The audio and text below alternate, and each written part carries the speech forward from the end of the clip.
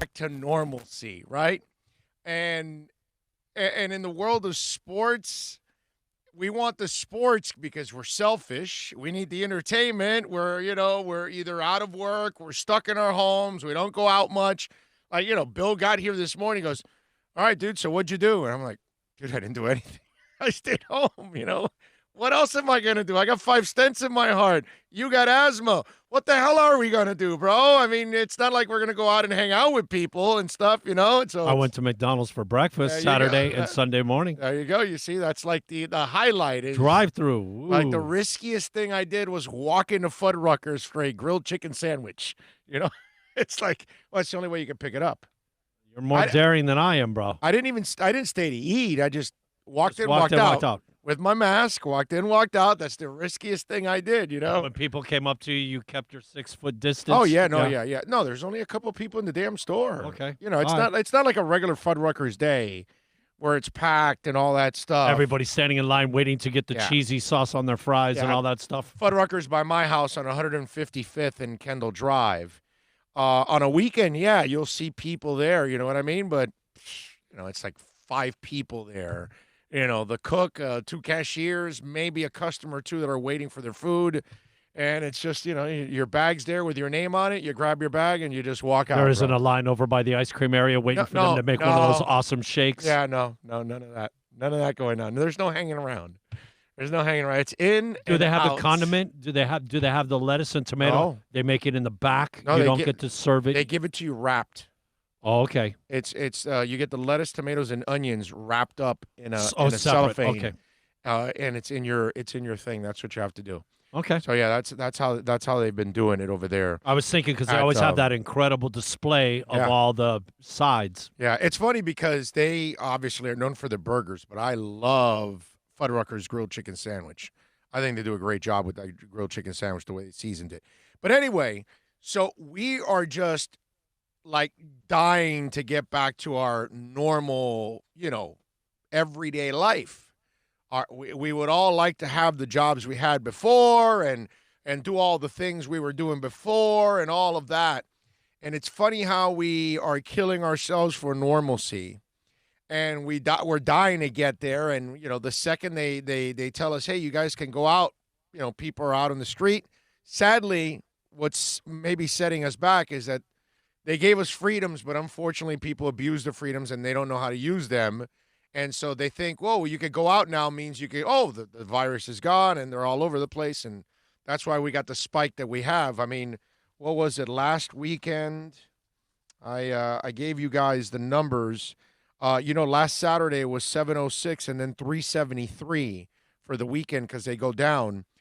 Saturday and Sunday over the weekend were both in the 700s.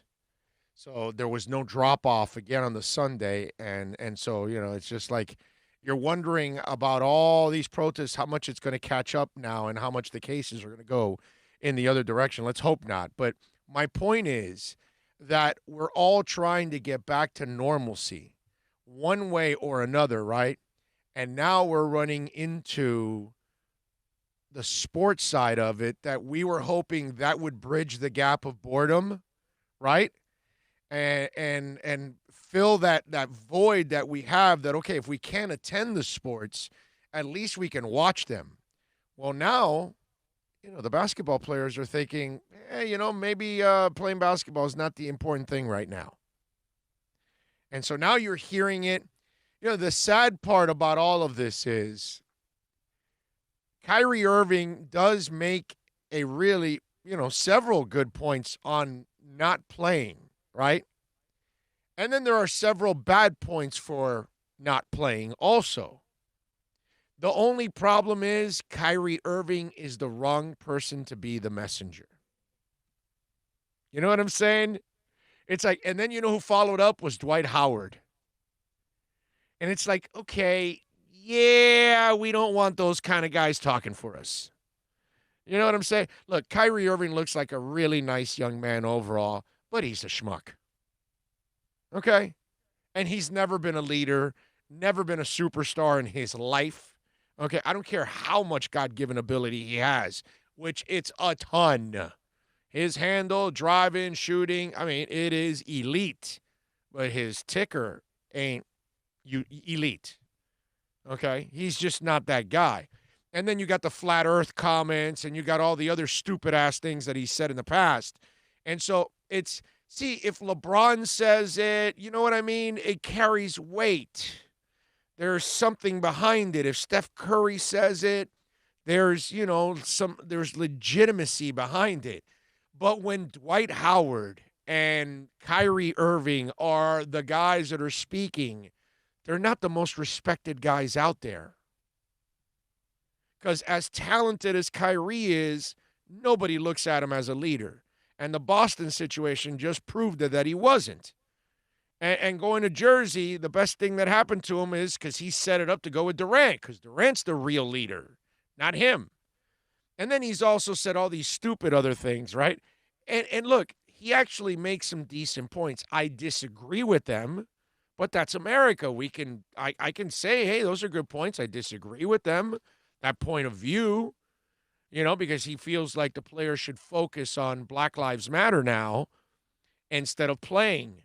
And I disagree. I think you should play because that will give you the bigger platform to actually go out and talk about Black Lives Matter, because basketball will be on every night. Every night. So players all over the league will be able to talk every night about it. They'll be able to protest every night about it. They'll be able to express themselves every single night on television, on national television. And it'll be an enormous platform for them. Plus, it's also a safe platform for them to be doing it instead of, I hate to say it, the protest streets. I don't have anything against the protests, okay? I would go join some of the protests myself if I could. But these protests are also extremely unhealthy right now in the middle of a pandemic. You know what I'm saying? I get that it needs to be done, and I'm glad young people are out there, and hopefully they can fight off the COVID. But, it's dangerous. And NBA players don't need to go out there and risk their lives, risk their livelihoods, risk picking up something that could permanently damage them and hurt their careers. In fact, now they're back at the table negotiating insurances just in case players suffer catastrophic career-like, setbacks because of all of this. But it's crazy because now we've got baseball fighting amongst each other. They're down to the 50 games. We're waiting for now the owners to come back and put together the plan because the players didn't even want to hear a counter. So it's almost like things are taking a different turn. And this is what I fear the most, is that we have to go back. I mean, look at Houston. The mayor of Houston says they're like on the brink of a catastrophe or some kind of adjective like that she used to describe how bad, the rise in cases are in Houston, that they may have to. But then again, that was the state where the governor was an idiot and was downplaying, oh, no, we're fine. We're going to go out. And, it's okay, bro. It's a pandemic for a reason. It's like, there needs to be more respect for pandemics. There needs to be more respect for this. But it's just some people think, it's funny because we're a free country. And it's almost like some folks are, they right away, they fear like we're trying to take your freedoms away. And nobody's trying to take any freedoms away. We're just trying to protect each other. That's all we're trying to do. And that attitude that's out there at times by some people, it's baffling. But for the players, it's weird how things are turning a little bit right now. And what we were hoping was going to be, a little bit of relief for us because we get back what we love, which is sports, we may not be getting it back in certain areas.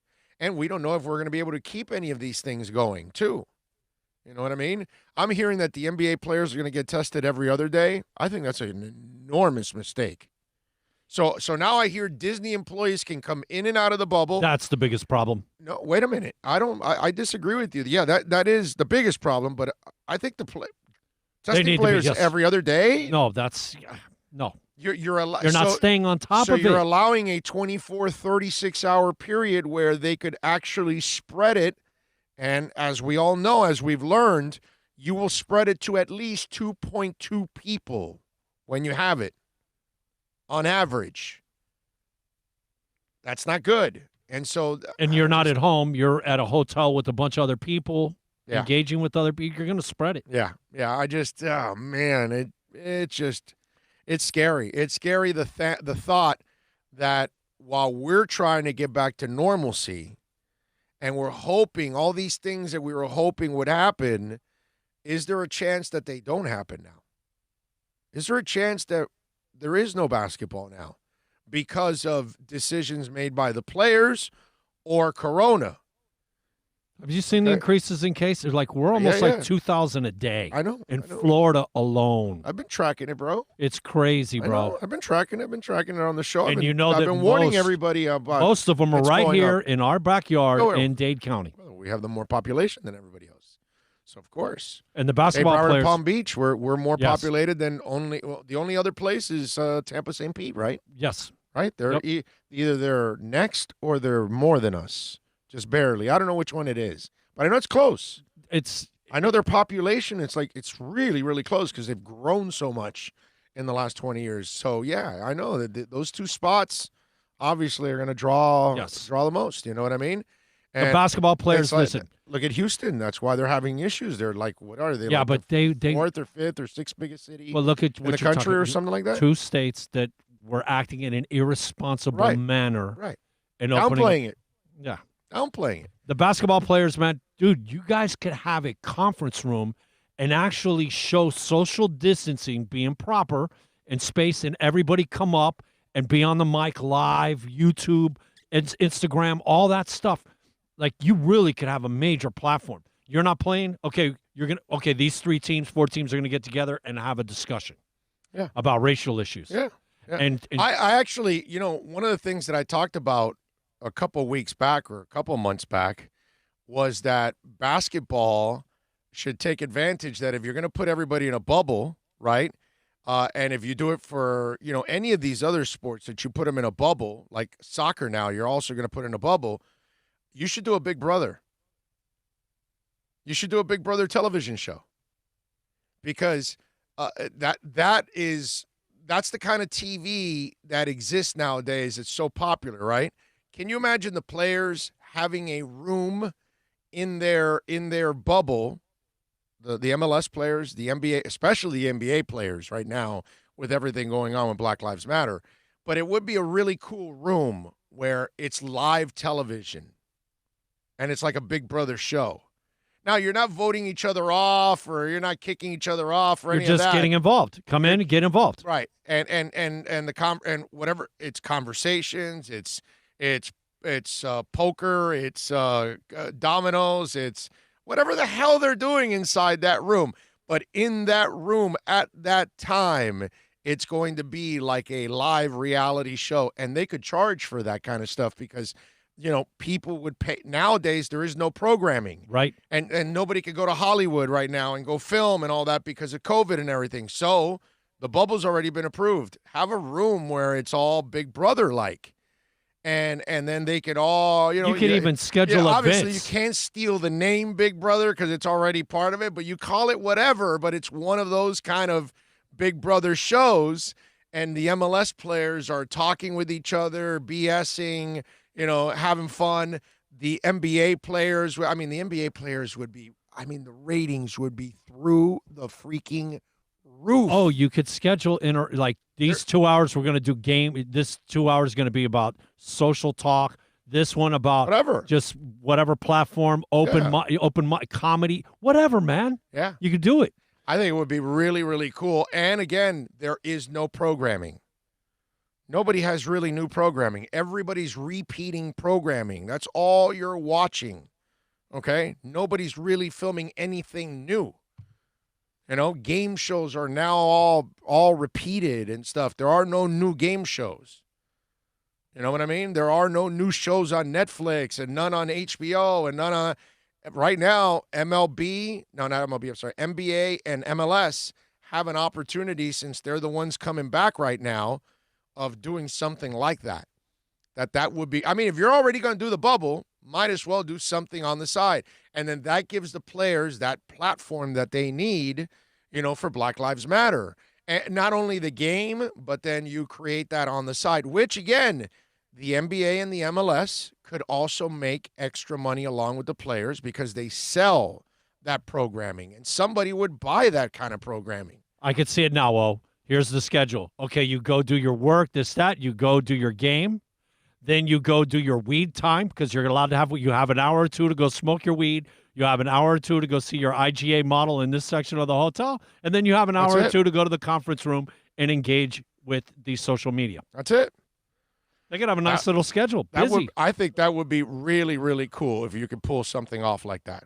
And then that gives us double programming as fans, because now we're watching. Can you imagine if you have whatever the Big Brother show is called for the NBA? Okay, so the Heat and let me go with not Lakers, because that's too much. Trying to pick somebody like in their realm, like right in that area. Oh, the Sixers. Philly, right. I was thinking Philly or Indiana. Right. So Miami and the Sixers just played tonight. It was a heated contest, a little bit emotional and stuff like that. Heat won, whatever. Now the teams kind of meet in the room, and they're like kind of talking about the game. You know what I mean? I think that would be really cool. You could kind of get to see a little bit of that, and I think that kind of programming would add to everything, because it would add to the drama of the game the next day. You know what I mean? Because then you'll see one player talking, "Oh, we got you guys tomorrow night. Oh, I'm going to score 40 on you." Just crap like that would be a lot of fun. Okay, not just the social issues, but the trash talking would be a lot of fun. You know what I mean? And if you have those moments where you have a little adversity, a little tension, you know what I'm saying? That could also be kind of interesting too. Now, you're going to need a couple of, some bodyguards that are hanging around inside. Well, not bodyguards, mediators. Yeah, whatever. Okay. Whatever, but you don't want to bring bodyguards. No, they have to be big dudes, because those NBA guys are pretty big. So they have to be the big hold on, the WWE wrestlers are allowed to work. They could be in there. There you go. Yeah, but this is not like fake, so they have to like really be able to do this. They can't be choreographed to do this. So all these kind of little things. I think it would be a lot of fun. Add a little something to it. Now, you could generate a lot of money for the cause, for sure, bro. For a sure. lot of money and for themselves. Causes. For the league would make up some of the money they lost. The players would make up a lot of the money that they lost. Percentage of the proceeds go to. And then they could also use some of the percentage of the proceeds to go to that. It's just, but it's interesting how we're all dying to get back to normal, and yet now we're starting to see some cracks there, and you're wondering, oh my Lord, what's going on? Are we not going to have sports, and are we going to get back? Are we going to get quarantined again? 2,000 new cases a day in this statement. It's not. Jay Gelfand says, great idea. Oh, it would be real reality, not the fake shows. Yeah, you're right. Also, yeah, because those reality shows are all scripted. So you're right. Troy Ortiz, John Santos, no audio. You guys can't hear me? Good morning, no audio. Is it still like that? I thought you guys just a good idea. Okay, audio is back. Oh, okay, there we go. That was at the beginning. Okay. What's a Fuddruckers? Call of Duty. You don't live in Miami? You don't live in South Florida? Well, actually, isn't Fuddruckers like more than South Florida? I want to say it was national. Yeah. You don't know Fuddruckers, dude? Wow. Let's see. Brooklyn Rob. He says, even though I think they should change the name to Mutta Fuddruckers. All right. Myron says, what's up? Go Gator. Baseball is dead to me right now. I don't care if they come back. All right. Baseball is dead for Myron. Let's see. What else do we have? Super Boom Shack. They said yesterday the hospital beds in Central Florida filled to 80 to 90% from these spikes. It's going to be bad. I know. It's only bad. You know why, Super Boom Shack? It's only bad. It's only bad because people are idiots. You know, it's like, okay, you're free to go out. Well, dude, it means you're free to go out, but be responsible. You know what I mean? It's like wear a mask, keep space. Don't get it's these people. It's like they're on top of each other and all that stuff. And it's like, and you know what the worst part about it is? That people have politicized it. And since so many of you just choose a side, you know, and whatever side chooses to be loosey goosey about it, well, then you have to strongly support that side and be loosey about it and be irresponsible. It's so weird. You know, I wish we wouldn't have politicized this thing, but you know, it's just too many of you out there. You just lean on one side, and then you're just, you know, you do whatever the side tells you to do, and it's like, you know, you got to think for yourself, and we have to protect each other, man. Let's see, Kyrie, not an elite player. I don't know about that. He's a top 3 point guard. You can have him, my brother. You can have him. Let's see. Blessings to the chat. Roll fins. Tua looking so nice. I need shades. That's what Drubo says. DJ Gallagher's in the house. What else do we have here? Early in the morning. Matthew says, I appreciate that NBA players are considering a step away. NBA takes the initiative to reach out while the NFL is more Johnny-come-lately, and MLB can't even join the conversation. MLB is just a bunch of idiots. Joe Miller says it's going to be like a college campus. Right, exactly. That's what it would be, like a college campus. I agree. EM Dolphin fan, fins up, baby. Fins Flipside Fishing says good morning to everybody. Tommy Italian 305 for life is chiming in. Omar Lopez with our first super chat. What happened there, bro? Well, the light's not going. It's you, not me. It sounds like the battery's dead and it's tired. You guys have killed the battery. You've been doing too much super chat. Well, fire one off theirs for them. So let me. I gotta get the batteries changed. All right. What? Super chat. No way. Yes way. No way. Yes way. They were fantastic. Super chat. There is one thing we have to say. Any player we'll change the batteries now. I got to change the batteries. Your wife will change the batteries. Yeah, not you. Yeah. DraftKings FanDuel GPP Central sends in a super chat. He goes, super chat broke, LOL. What's going on in there? Super chat. Excuse me a sec. What are you babbling about? Super chat. If he Super chat. We'll all... Super chat. It'll be anarchy. out of my hands. So the siren is done. We got to change the battery. So how long did it last? It lasted, I would say, about a couple weeks, right? Yeah. Right? Maybe a couple weeks. Maybe a month. Yeah. Maybe a month. That is awesome. All right. Yeah, obviously you're not doing it. The wife is. Yeah. Well, Yeah. I'm a little busy right now doing a radio talk show here. Even so if figured you it's- had 30 minutes to do it, you probably could. Yeah, well, you know, I could do it, but I'm just it? not going to Okay, do it. okay. You know what I mean? But yeah, I just remember fixing can't be it that hard. when it was It's when just it's loosening this thing and replacing the batteries. okay. All right. She's just I smart just know enough. She's just smart enough to figure out where it was the batteries. I know that she usually does all that kind of stuff. Oh yeah, no, I'm just definitely. saying, Definitely. We get something from IKEA, the wife builds it. I have nothing to do with it. Because, I build stuff and there's like pieces left over. You have and- this great fear of tools. Yes, exactly. Oh, with all due respect, it's easy to stay home when you get paid and others don't. Millions cannot pay their homes, utilities, clothing, food, etc. with $1,200. Dude, I'm not arguing with you on that. I'm just telling you what the facts are.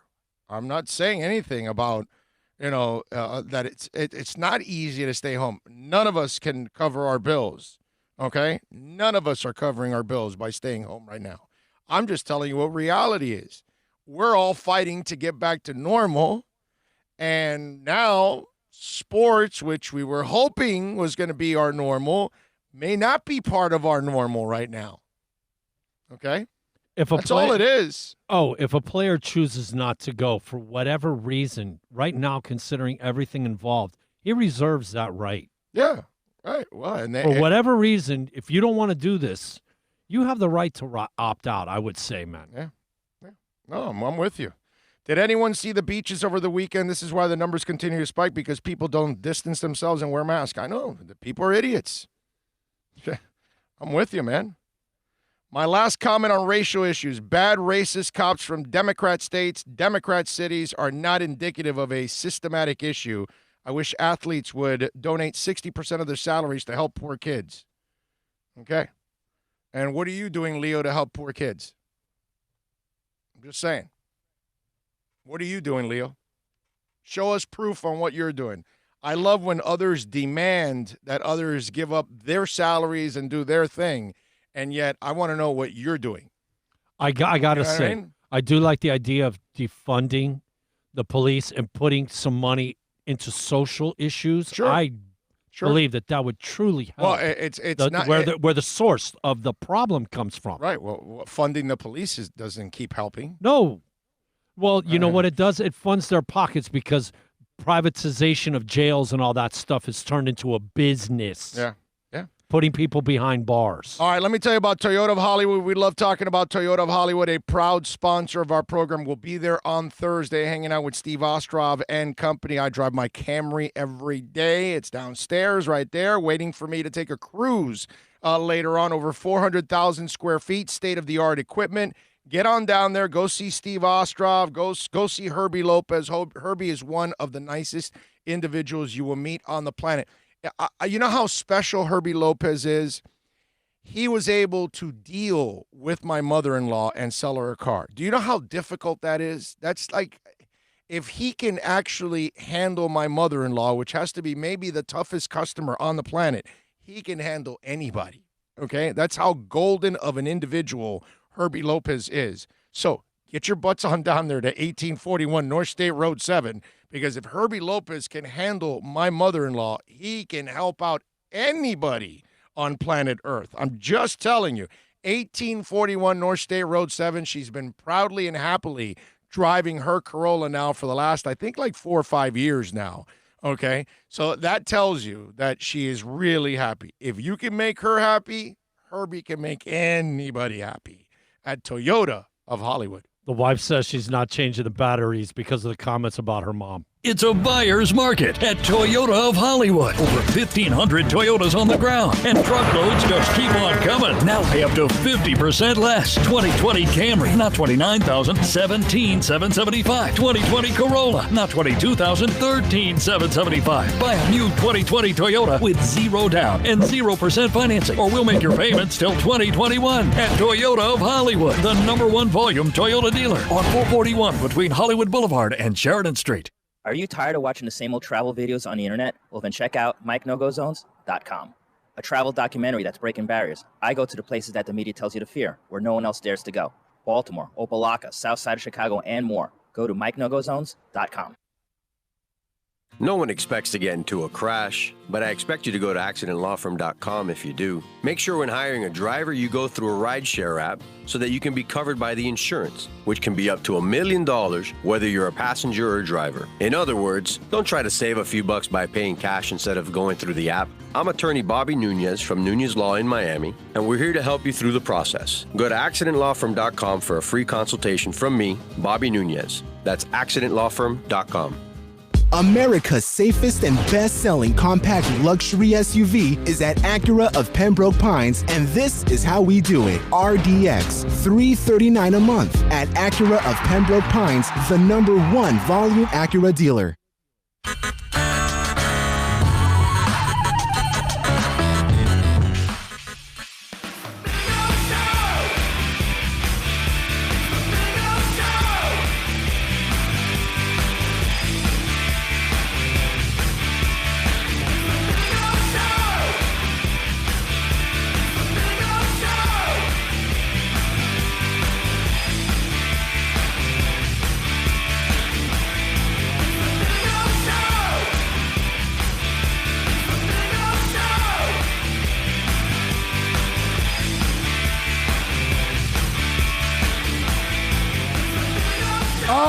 righty.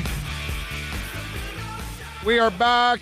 We take you till 2, maybe more. I don't know, bro. It's just today, I got to tell you, I probably have enough material to do a 6-hour show. Seriously. I mean, it's just there's so much to do, so much to talk about overall, and it's actually pretty crazy. First of all, thank you, Omar Lopez, DraftKings, FanDuel, GPP Central, and Cookie Vice, all sending in the super chats. Cookie Vice just said, cheers to another week of great shows. Thank you, thank you, thank you. And, I see Tommy Italian, 305 for life there. And I was, wow. Recent research has shown Super chat. makes no sense. Yeah, you're getting focused on all the wrong sort of details here. You need to forget about all the normal rules that apply in society. Wasted no time. Super chat.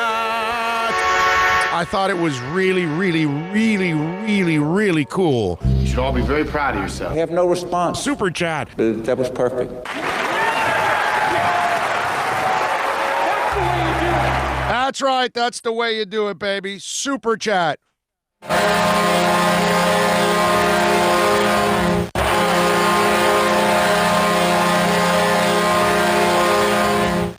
We're back, baby. Okay, we got it. We got it the back batteries so fast because of the wife. That's right. We got If the you'd have batteries. been playing with it, we'd still be holding off on the firing.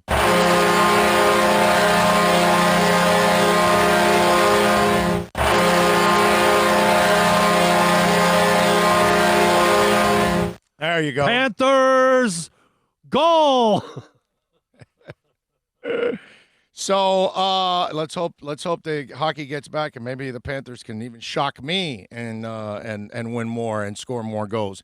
Would be really, really nice. That was just for Mike no-go zone, by the way. Yes, the no-go zones. I don't know if he's in the chat board. I just, I got to mention it, obviously.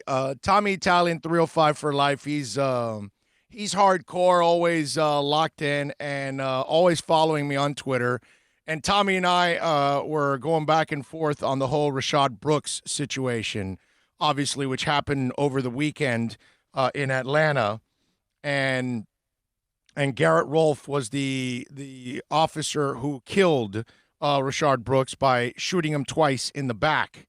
Now, let me explain something about why this problem continues to happen. And for me, it's pretty simple, okay? And the other night was another example of what's going on in this country and why there are a lot of cops that don't belong in uniforms. And Rashad Brooks was wrong on a lot of things that he did. Okay, first of all, he's drunk. Okay, so the guy falls asleep. Think about this. How long you have to be asleep in a drive-thru for the cops to get there? Because figure you fall asleep. Okay, so a car skips over you. Okay, the second car skips over you. Now it starts to become like, hey, when you get to the window, hey, why is that car, So it becomes an issue. So you're there for quite a few minutes, and then they call the cops. And everything was cordial. If you saw the video at the beginning and all of that they woke up the guy. I mean, they had to knock on the door, wake him up, all that.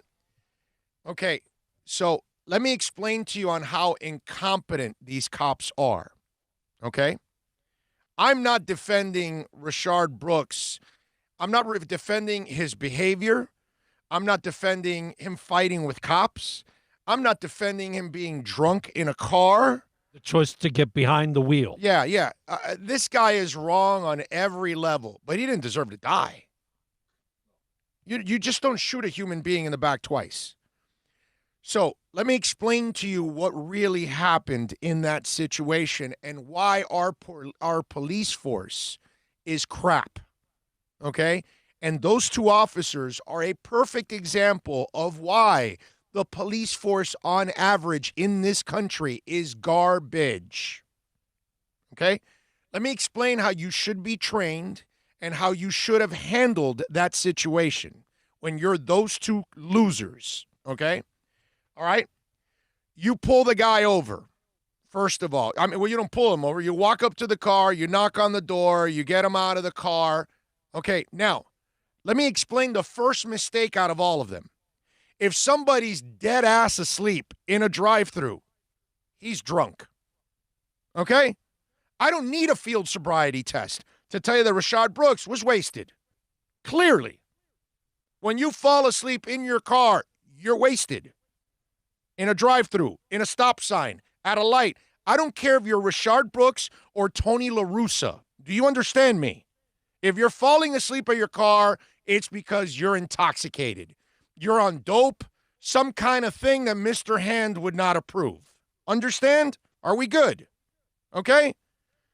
So, Rashard Brooks, the cop then tells him, could you move the car? Anybody pick up on that?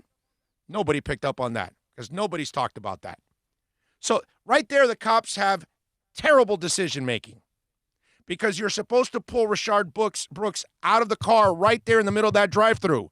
Have your conversation, have the other officer move the car because he's clearly intoxicated. So you don't allow him to move the car in the first place. That already tells you that these officers suck. Okay? Then they have the cordial conversation. They give him the sobriety test. They figure he's drunk. They're going to take him in, which is what they should do. Rashard fights them. Okay? Totally wrong. I don't care if Rashard gets his ass beat at that moment because he deserves to get beaten at that moment. He does. You fight with a cop, and those cops weren't doing anything wrong up until that point except for letting him drive the car to repark it out of the drive-in. That was stupid on their part and irresponsible. That's why they're terrible cops. So the fight starts, right? Rashard wins the fight, takes the taser, and runs away. Do you know what those cops are supposed to do at that moment? They're supposed to stand there. They lost the fight. Why am I going to chase somebody I'm going to lose again? I am here to keep the peace. I tried to do everything peacefully. He screwed it up by fighting me and then took off with my taser. Do you know what responsible and respectable cops who are supposed to walk into every situation thinking, how do I create peace? That's what a cop's supposed to do. You know what you're supposed to do? You're supposed to let Rashard Brooks run. Let him go. Do you know why? Your ego's supposed to be checked. Problem is that this animal, Garrett Rolfe, his ego was hurt because Rashard Brooks kicked his ass, kicked both their asses, and took the laser and took off. So he had to get revenge. That's not what a cop's supposed to do. You know what the cop's supposed to do? Let him go. We have his car. We have his ID. He's not going anywhere. Let him run. Let's call for backup. Let's go get 2 or 3 more officers since we can't handle him. Yeah, at one point or another, you have to look in the mirror in life and say, where have I screwed up? I did this. I screwed up. It's my fault. So these 2 officers have to look in the mirror and say, we're not strong enough. We're not capable of taking Rashard Brooks in. Let's go get 2 or 3 more officers. Let's go corral him, tackle him. We don't need to shoot him and kill him. Let's just tackle him. Let's cuff him and throw his ass in the car and take him to jail. Rashard Brooks is alive. He's going to jail, DUI, fighting cops, all the other charges that he deserved. What he doesn't deserve is 2 cowardly shots in the back. Okay? And what this community in this country doesn't deserve is animals like Garrett Rolfe who aren't prepared to be cops. Look, if you're fat and out of shape, you shouldn't be a cop. If you're old and slow, you shouldn't be a cop. If you live in a freaking Dunkin' Donuts, you shouldn't be a cop. Cops need to be in great shape, in exceptional shape, mentally and physically. They need to have a better psychological approach to all of these things. And those 2 cops had to come to the reality of, we can't chase Rashard Brooks. He just kicked our ass. He's got a taser. Let him go. Let him go. We'll call backup. We'll corral him. We'll keep everybody safe, and that's it. The guy chose to chase him with a gun. And I don't care if Rashard shot back or whatever. It's a taser, bro. You don't shoot a man with a gun when he has a taser. Your life was never threatened. And the only reason it was threatened is because Garrett Rolfe chose to chase him. Instead of checking his ego at the door and saying, I got to call for backup so everybody is safe. Because the second you go chase somebody that can kick your ass, you have now put everybody at risk. And somebody's going to get hurt. And what ended up happening? Somebody died. Those are cops who are unprepared. Those are cops that have no business whatsoever wearing a uniform. Those are cops that mentally don't have the capability of handling a tough situation. It's an extremely tough job to be a cop. You must be mentally strong, and you must be able to rise above all the garbage. And at that moment, Rayshard Brooks was acting like a scumbag. But that was a scumbag that kicked your ass. So you need to actually take a step back and call for backup. And you screwed up. You ended up killing a man that didn't deserve to get killed. He deserves jail time. He deserves a beating. Whatever, bro. You fight against a cop when you're not supposed to. Rayshard Brooks was wrong on every level there. Every level he was wrong. But even while he's running away from the cops, he doesn't deserve to get shot down like a dog. That he doesn't deserve. He deserves jail time. Oh, yeah. He deserves a nightstick over the damn head. Yeah. Oh, yeah. I got no problem with that. He was wrong, bro. Wrong, dead wrong. But those cops, they're incompetent. Those guys aren't. Policemen have to come into every situation thinking, how do I create peace? You know the problem with cops, a lot of cops in today's world? They are like MLB umpires. You ever seen an MLB umpire? That's it. There's no argument, no discussion. He already made up his mind.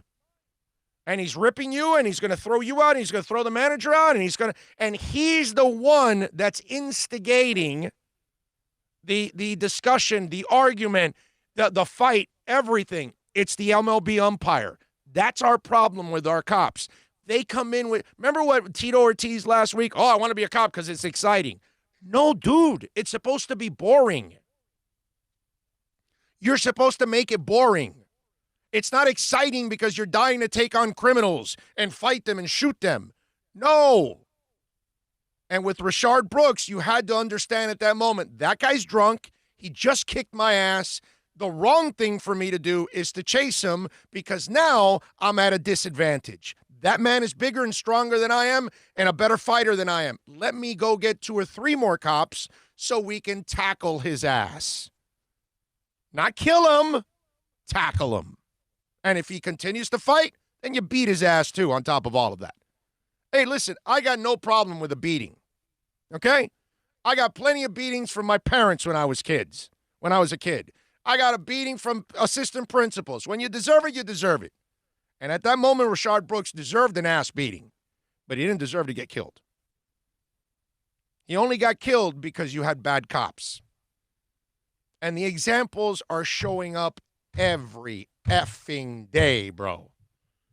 Every effing day you're seeing the videos. I don't know how much more proof we need. Okay? And it's like what Bill was saying earlier. It's not about funding. That's not the problem. It's about training. It's about preparation. And these cops are not kept up to the standards that you need. When you see Poherence throw that girl down who was doing nothing, that shows you that the anger that guy carries, it is MLB umpire-like. So he is going to go into any situation not looking to diffuse it, but looking to ignite it. And that's exactly what Garrett Rolfe did. He ignited that situation because his ego took a hit because Rayshard Brooks kicked his ass. And instead of checking his ego and saying, I cannot chase a man that is stronger and better than I am, somebody's going to get hurt. Okay, this is a drunk guy. He's out of control. He just needs to go to jail. He doesn't need to die. Okay? Does Rashard Brooks need a foot in his ass? Yeah, he needed a foot in his ass at that moment. But apparently those two cops weren't strong enough to do it. So Rashard Brooks is stronger than both and kicked both their asses. And then they weren't mentally capable of handling that situation. Their ego was so bruised, he had to get revenge. And that's not what it's about, bro. And that's the problem with our policing in this country. That what happened there was exactly what is wrong right there. They got emotionally involved and let it get the best of them. Ego. And like Ego you said, bruised. no de-escalation of the situation. You actually went and threw fire, gas on the fire. I mean, you shot a man in the back twice. That's just as cowardly as it gets. Where is your life being threatened? This guy's running away from you. Yeah. There was a dude in California who was blasted in his car when he was sleeping at a Taco Bell last year, I think. I don't know about it, but, Every time Big O brings MLB umpires, I see Hernandez. Actually, that's exactly what I was going to say. One of the guys locally from Hialeah is one of the problems. Let's see. John says, people have died from tasers. If you don't die because incapacitated, the bad guy then can take your gun and kill you. You can't. John, you won't die from the taser, buddy. You don't chase him, John. See, that's where you're off again on that. You don't chase him. Once he runs away, you have his car and his ID, John. He's not going anywhere, bro. He's a drunk man with a taser. Let him go. You go get 2 or 3 more cops. That's where it is. And if you don't agree with me, I'm sorry, John, but you're wrong also. There's no justification for shooting a man in the back twice. He shouldn't have gone after him. He got his ass kicked. He needed to check himself. Okay? So I'm sorry, John. If you think that, you are dead ass wrong. Okay? Those cops were incompetent. They need not only fired, you need to charge him with murder. Not first degree, but you need to charge him with murder because that was a coward shooting a man because he had no other way out, he felt. And that was wrong. It's wrong. It's a drunk man with a taser. Bro, let him run. Just let him go. Let him go. Go get your backup and you'll corral him, and the man would have still been alive. Arrested for DUI and fighting a cop, and he would have served his time, and he would have done his jail and all that stuff. He would have gotten what he deserved, but he did not deserve to get murdered. He got shot because that cop's ego was hurt. Yeah, that's all. It's all ego. That's all it was. Let's see. Instead of defunding the police, they should spend more for better training, physical and mentally. Maybe they are spending enough, Jay. You know what I'm saying? I need to see proof that the money's not enough, because just because you've been hiring crap, that doesn't mean you're not funding enough. You understand what I'm saying? Maybe the requirements need to be better. They need to be higher. And the people that you do have on the force now, you need to put them through another level of training that if they can't handle, you fire their asses. And that's it.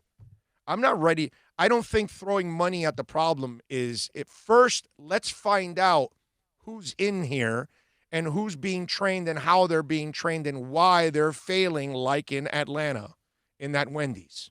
Oh, and for the record, torching the Wendy's is the stupidest thing in the world for the people, okay?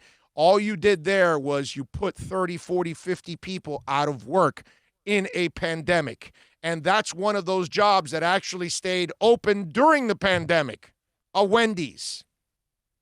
I'm just saying, because they were interviewing one of the protesters. Well, you see, we just burned this because of that. Well, the Wendy's people had nothing to do with it. The Wendy's manager had nothing to do with it. The Wendy's owner had nothing to do with it. The people that all work there and make a living had nothing to do with it. You just took away all their way of making money. Okay? Let's also mention that because I think it's also extremely important. It's important to get rid of these terrible cops. Okay. But looting and destroying stuff, it does not help, man. All you're doing is setting people back. Those are people that needed that. How many of those people that were working at Wendy's needed that job to provide for their families right now? And where the hell are those people now? Those 35, 40, 50 people, I don't know how many work in a Wendy's, but I would imagine it's quite a bit. And I bet that those people all needed the money in a big time way. I am feeling just, my heart is broken for those people that work. Because whatever job's available right now, it is the greatest job in the world. You do know that, right? Whatever job you have, it's the greatest job in the world. There's 40 million people without work. There's 40 million people. These idiots just added a few more. I mean, we got to think too, man. We got to think. You can't just, you're setting people back. It's bad enough as it is. I kept thinking about that all weekend. Do you know that? I kept thinking about the Wendy's employees. Like, they had nothing to do with this, bro. They're as bad as the cops misdirecting anger. Can you think about that? You know what? Whoever called the cops that day probably regrets it. Because a man died. Another one's probably going to go to jail. A restaurant was destroyed. More people are out of work just because of one phone call. You were almost better off not making the phone call and letting him just fall asleep and wake up whenever the hell he woke up and everybody go around him. Put cones. That might have been the best thing to do. As long as the drive-thru ain't blocked, let it, just. Everybody would still be working. Maybe. They would have towed his car by now, whatever. The guy's so passed out, have somebody put down the window, put it in neutral, everybody push the car out of the way, right? I mean, just get him out of the way. Think about it. Seriously, that one phone call ruined everything. Man. And you think you're doing the right thing. You're technically doing the right thing, and you didn't mean to, but you got a man killed, and you put a bunch of people out of work. Man, the guilt for trying to do the right thing. Like, you're damned if you do and you're damned if you don't, man. This is bad. I know. It's crazy, man. Exactly. They're making it sound like this guy is some type of fugitive with resources to get away. He was just a drunk a-hole who did not deserve to die. Exactly. That's all it was. Rayshard Brooks was just a drunk idiot. That's all. How the hell do the cops say you move your car? They're allowing a drunk guy to operate a vehicle. What the? Nobody mentioned that. I watched that, and I'm looking at everybody talk about it, and nobody mentions that. I'm the first person I heard mention that. Let this guy go cruise around the parking lot and clip a couple of cars. Can you move the car? Well, dude, he's drunk. Why are you making him move the car? Right there, I already knew, like, okay, all right. It's no wonder this guy ended up dead. Look at this clown. It's just crazy. Watch the vid. The cops had already asked about weapons, patted him down, and then another cop checked him. They knew he was not armed. No, I know. Anybody who said he was armed? Nobody said he was armed. Oh, yeah. There you go, Bill. All right. I know what that is. Yeah, I got reasons for you to be happy. Anyway, so it's crazy stuff, man. It's crazy stuff. But I just wanted to talk about it and get it off my chest because, it's if you're not into Black Lives Matter, if you're racist, you just think, oh, no, he could have hurt the cops. No, bro, please. I'm sorry. He's running away from them. How is he going to hurt them anymore? He's trying a drunken to flee. idiot. Let him run, bro. Let him run. You have his car. You have his ID. He's not armed. Let him go. The only people he's going to tase is you. So it's not like, so just go get the backup, and then you corral his ass without any guns, okay? You tackle him, you handcuff him, you throw his ass in the back of the car, and the night is over, and the man pays the price he's supposed to pay, not with his life. That's all. Exactly what you were talking about, supposedly in some of the questioning. The guy didn't even know what county he was in. So where is he going to run to? Let the guy run. He'll get tired, Go lean up against a building and you'll be able to walk over and commandeer because he'll probably pass out again. You have his car. You have his ID. Yes, you know where you he have lives. He's not everything. going anywhere, What is bro. he going to do? That's all. APB, And he put a doesn't perimeter around the neighborhood. He doesn't know where he is. Where's he going to go? That's it. He wasn't going to hurt anybody. The problem with our police forces is that they take the word force literal, and that's what they think, that they solve everything with force, when the Rayshard Brooks thing could have been solved with your mind. Okay? That's all. Guy just kicked your ass. Don't go chasing him now. It's going to end the same way. He's going to kick your ass again. Or you're going to have to use deadly force, which did not need to be used. Pretty simple. Anyway, so that's the problem there. Drunk drivers will kill 15,000 people a year in texting and driving about the same. Okay, Rosendo, the only problem is that has nothing to do with this conversation. But thank you for a note there that has nothing to do with what we're talking about. Again, another disaster to make this one worse thing after another, that this will make protesters more angry. Right now, we are under a true nightmare. Yes, we are. Yes, we are. There is no doubt about that. Better standards for all law enforcement is needed. Stronger consequences for honest mistakes. Stronger penalties for blatant, obvious attacks. Same rules apply to them if they commit a crime. Amen, NorCal. Amen, man. Amen. You know, what are you going to do? We've already done an hour. Wow. It's amazing. An hour already. Are you going to stay within the half-hour parameter, or are you going to run amok and do an extra? Yeah. We definitely going to do it. And we're going to be joined by Steve Kyler, Basketball Insiders. He's going to join us when we come back on the other side. We'll talk a little basketball. We'll see what's going on with the league, and we'll see if they're going to return, as they say. So we'll talk to Basketball Insiders Steve Kyler next.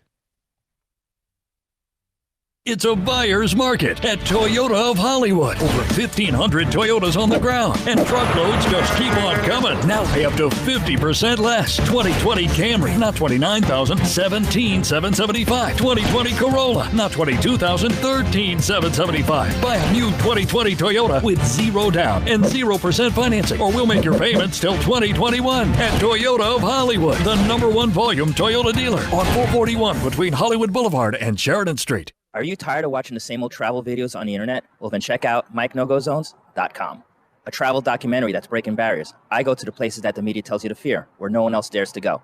Baltimore, Opelika, South Side of Chicago, and more. Go to MikeNoGoZones.com.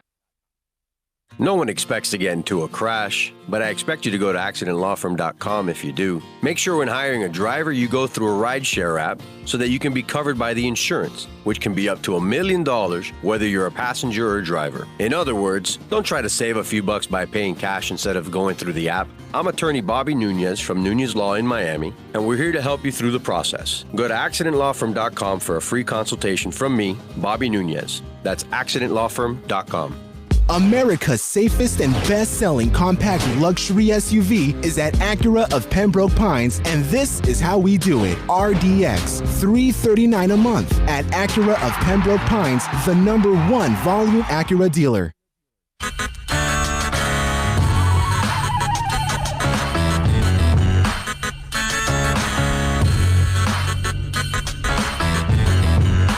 This is the Big O Show.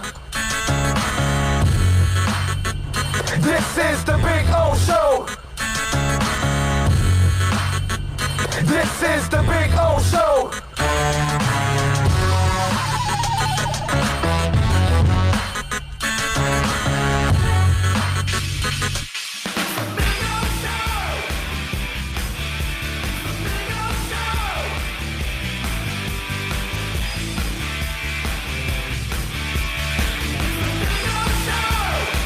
right, we ready to rock. It's hour number 2 of the program. Steve Kyler is going to be joining us in a minute here. We're going to talk to Steve Kyler from Basketball Insiders, talking a little NBA. Will the NBA return is the question. That's what we're hoping, at least. We need to get back to normal a little bit. Steve Kyler, by the way, does an excellent job of covering the NBA on a daily basis. You can follow him, by the way, on Twitter at Steve Kyler NBA and catch his work, of course, at Basketball Insiders. They do an awesome job. Steve, good afternoon, my friend. How are you doing, sir? I am well, my brother. How are you? Well, I'm safe. The family's safe. We're COVID-free, right? I mean, that's about success, right? Right now? Yeah, right? Still breathing in and out. Yeah, right. Like you're still breathing out, you win the day. Right, exactly. Because financially, we're all hurting one way or another. Yeah, right. I've told many people in my life, you just got to remember, in 2020, you ain't making nothing close to what you thought you were going to make. Yep. No, you're right about that. Amen to that, man. It is a different world right now that we're adjusting to at this point.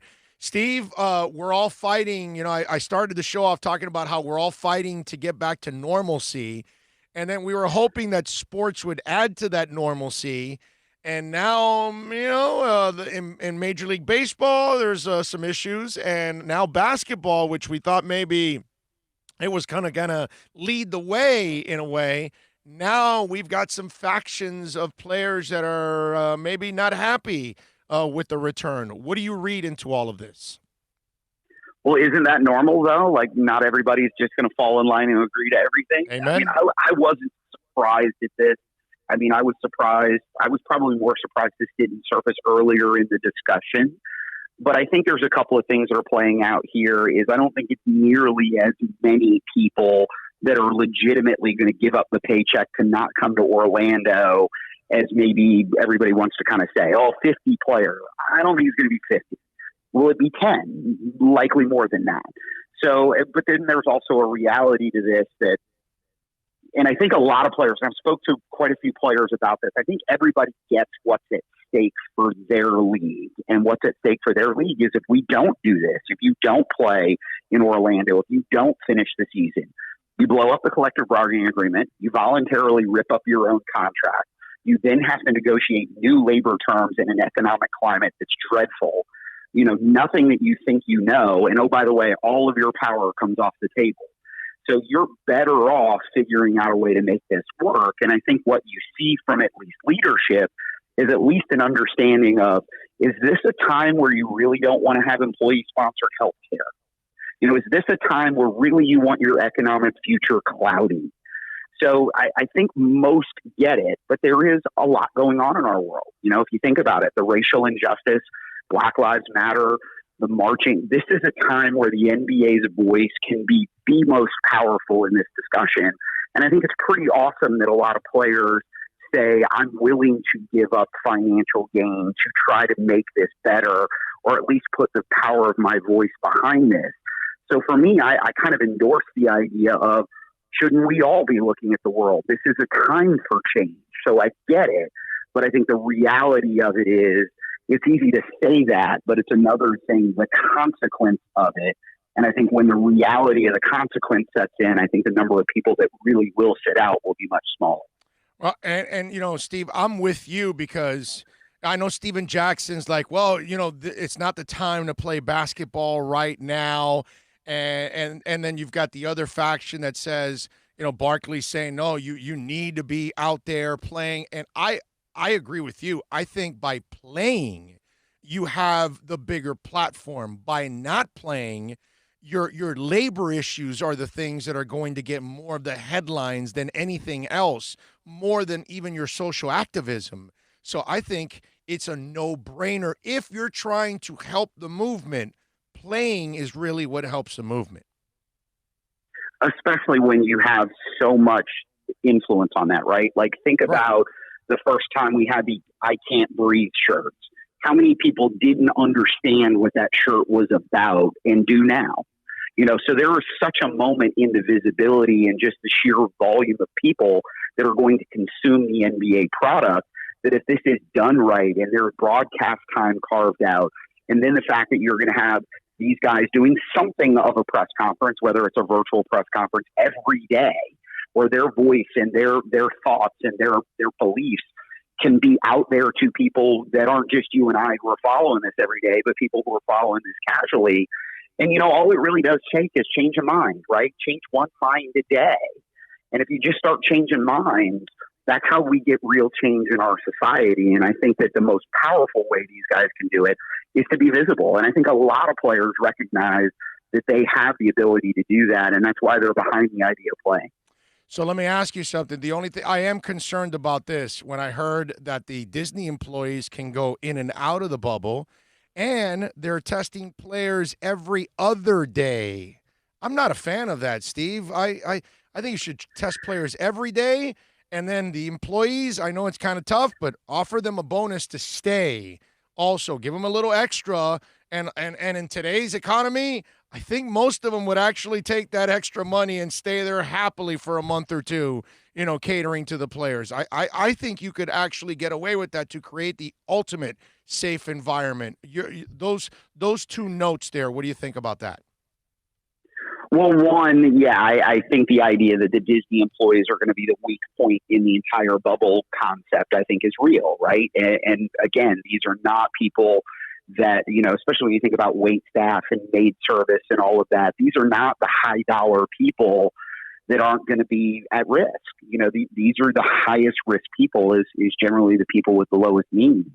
So, keeping them in the bubble or figuring out a way. But the other part too is, I don't think a Disney employee is going to get anywhere within 25 feet of these players. I just don't think they're going to allow anyone that doesn't have to have access to these guys access. But that doesn't mean these guys won't bump into them, right? They're going to be around the property. The other part of this too is, the every other day testing. And I think this is kind of our myth on testing, right? I can get tested at 12 and get exposed to it at 1. What does my test today really prove? I think more testing is better in the fact that they're going to contract with private labs so that they can do almost real-time testing every day, and they have the capacity to do that. There's no reason not to, other than, do you want to have the 9-foot Q-tip shoved up your nose every day? Oh, no. Now, they're saying it will be the less invasive Q-tip, but it's still going to be a Q-tip up your nose every day.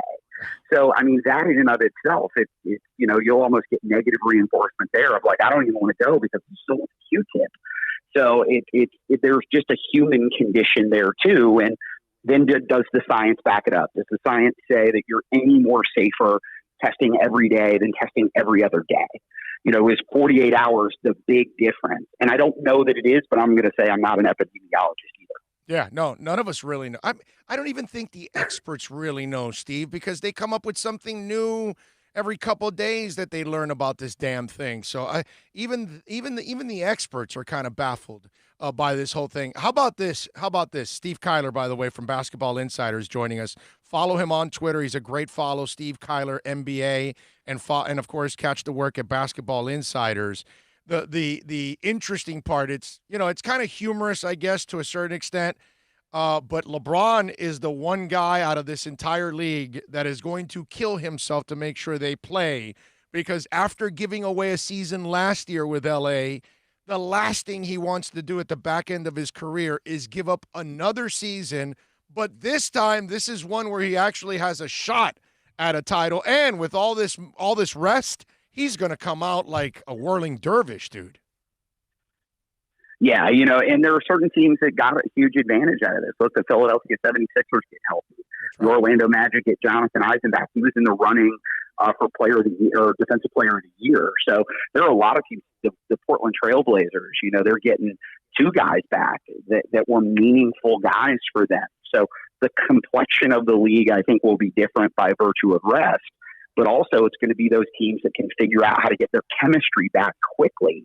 When you think about that, just how LeBron has always run his team, this being down in Miami, it's LeBron's way or you're gone. So the Lakers are built around LeBron. These guys understand you got to play a LeBron's level. And if the Lakers can get right out of this thing hot, then they become a favorite. And do some of these teams that maybe have some questionable chemistry, do these teams kind of just fall apart because they can never fix it in kind of this compressed thing? And then how do you mentally deal with this, the literally being trapped at Disney World? I don't think I could do 90 days at Disney World. I just don't. So it's like there's going to be all of these other factors that I think if you're mentally tough, if you've got a great team environment, you've got a great coaching staff. I've heard some coaches that have really started to kind of game plan out how to manage all of this and how they're going to structure their days to not only keep these guys focused on basketball, but help them have the release that you would get from going home, like movie nights and card games and bowling and stuff like that. So it's going to be really interesting to see the teams that can manage this new variable that's very different from anything we've ever seen before, in that how do you stay juiced up and ready to go when the world is what you're talking about, literally living in a bubble. Yeah, no, exactly. I'm with you. And I can't even handle 90 days of Disney without Disney. That's the problem. It's 90 days of Disney, but you can't even enjoy Disney. So that's kind of crazy. Although I do have a minor solution to help out the owners and the players, Steve. This is my idea that I think will add to all of this and generate lost revenue and also content, because TV stations don't have any content right now because nobody can film any new shows, game shows, soap operas, whatever. Nothing's new, right? So this is what they do. The MLS is coming back first, and so is the NBA. They all should have in their bubbles a Big Brother house. You can't call it Big Brother because obviously be stealing the name, but the MLS can come up with their own name. And the NBA, with all the social issues, can you imagine if there was a room where the guys went in and they were talking and gambling and, not gambling like in showing money, but you know what I'm saying, competing in things, and whether it's cards or poker or whatever it is that they play amongst each other, but a room where they could actually sit down and talk and all that, and that stuff could be filmed like a reality show. I think that would add a lot to. Imagine if the Sixers and the Heat just finished playing, and then they go into the house and they're talking some smack with each other about the game that night. And then a player sees another player that they're about to face tomorrow night, and they say, "Oh, I'm going to score 20 on you, and we're going to win." All that kind of stuff would be actually kind of cool and would add extra programming. What do you think about that? You don't think LeBron James and his group hadn't thought about that? I mean, they probably already sold that to HBO. They should. But, they should. This is kind of the thing. It's like in a normal world, like you think about it, we just got through watching The Last Dance and seeing everything that was filmed that a lot of people didn't know was filmed. Kobe Bryant did the same thing for his final year playing. I would imagine we will see a lot of this behind the scenes stuff after the fact, because the last thing teams and players want is locker room material. But I guarantee you the basketball faithful would tune in like you wouldn't believe to watch that, because that's the best part of this job for me, is that I get to have those kind of conversations with guys and get that kind of not necessarily PR filter in what they think and what's going on. And, maybe that's an interesting way, but these guys are billion-dollar products, and the image and managing the image, I don't think anybody really wants to let it be that real. But I agree with you. It would be excellent television. Oh, yeah, no doubt. And by the way, Steve, we will get treated to something we've never been treated to now, okay? Whether it's basketball, even football. We're going to be able to hear the cornerback talking smack to the receiver. We're going to be able to hear the point guard being talking smack, or the defender or whatever in the NBA. We're not only going to hear the squeakers squeaking all over the place, we're also going to hear the chatter now that we've never heard before in our lives. So trash talking is going to come front and center now in this world of sports now, because we're going to be able to hear all of it now on the court, on the field, you name it. Yeah, somebody who does get to oftentimes sit that close to the game, it's a very different game when you're on the floor. There's a reason why teams can charge, $5,000 for a courtside ticket, because it is a very different experience than watching on television. And then where they're going to be able to place cameras and camera sight lines, you're going to see the game very, very differently. I want to liken it to Summer League a little bit, especially like Orlando Summer League, when there was just no crowd. I think that's the byproduct nobody's really talked about. There are quite a few players who really feed off of crowd energy to get going. Can Joel Embiid be Joel Embiid if he doesn't have a crowd to play to? Great point. So that's going to be a factor too. But yeah, we're going to see this game in a way few have seen, and it's going to be interesting. And again, I think when you think about this, look, home court is no longer a factor. Travel is no longer a factor. You may not even be playing on a playing surface or in a gym you've ever played in before. That's going to be a factor. So there's going to be new variables in all of this that I think the bookies are going to love. Yeah, can you imagine if Swaggy P was still in the league? He wouldn't play this season with no fans. Swaggy P would say, no fan. I can't do that without any fans, right? And there's been, like that was LeBron initially, like the idea of coming back and playing in front of fans. That's right. Like I play this game for the fans. And it's because that energy is so different. And you've been, you were in Miami through the whole Heatles run. The energy in that building in the second quarter, not the first quarter, because we don't show up in Miami. No, you're right. You're right. All right, Steve. So we'll wrap it up with this. Steve Kyler from Basketball Insiders. Follow him on Twitter at Steve Kyler NBA. You're sure we're going to have basketball, right? This is not going to get off the rails, right? We need our basketball. There's too much at stake, way too much at stake. And I think everybody that really is in this understands it. I think through all of this, and you saw this on social media after the stories started coming out about the Kyrie meeting and what was said, and just players saying that's not what it is. I talked to some players that were on the call, and they're like, look, it was important to hear from everybody, but they're going to play. I think everybody knows they almost have to play. I think it's great that the Players Association and the NBA have said if you're not comfortable, you won't be penalized. You won't get paid, right, but you won't be penalized for not coming. They're going to let everybody who wants to tap out. They'll replace you with other players. And if you don't understand that could have long-term implications, that's on you. But I believe wholeheartedly we will play basketball, and we're going to have basketball in July. Yeah, and it's funny because, the Lakers and the Clippers, Steve, they want to go for the title. Milwaukee, the Celtics, they feel like they have a shot at the title. But here in South Florida and in other cities, it's like a different agenda. Like I'll give you an example for our Heat. They're a young team. They could make maybe a little noise, but they're not going to win a title. But what's imperative is that Bam and company get that playoff experience. And if you get the season in and you get the playoff experience, that's the priceless part in their development, just like in baseball for us.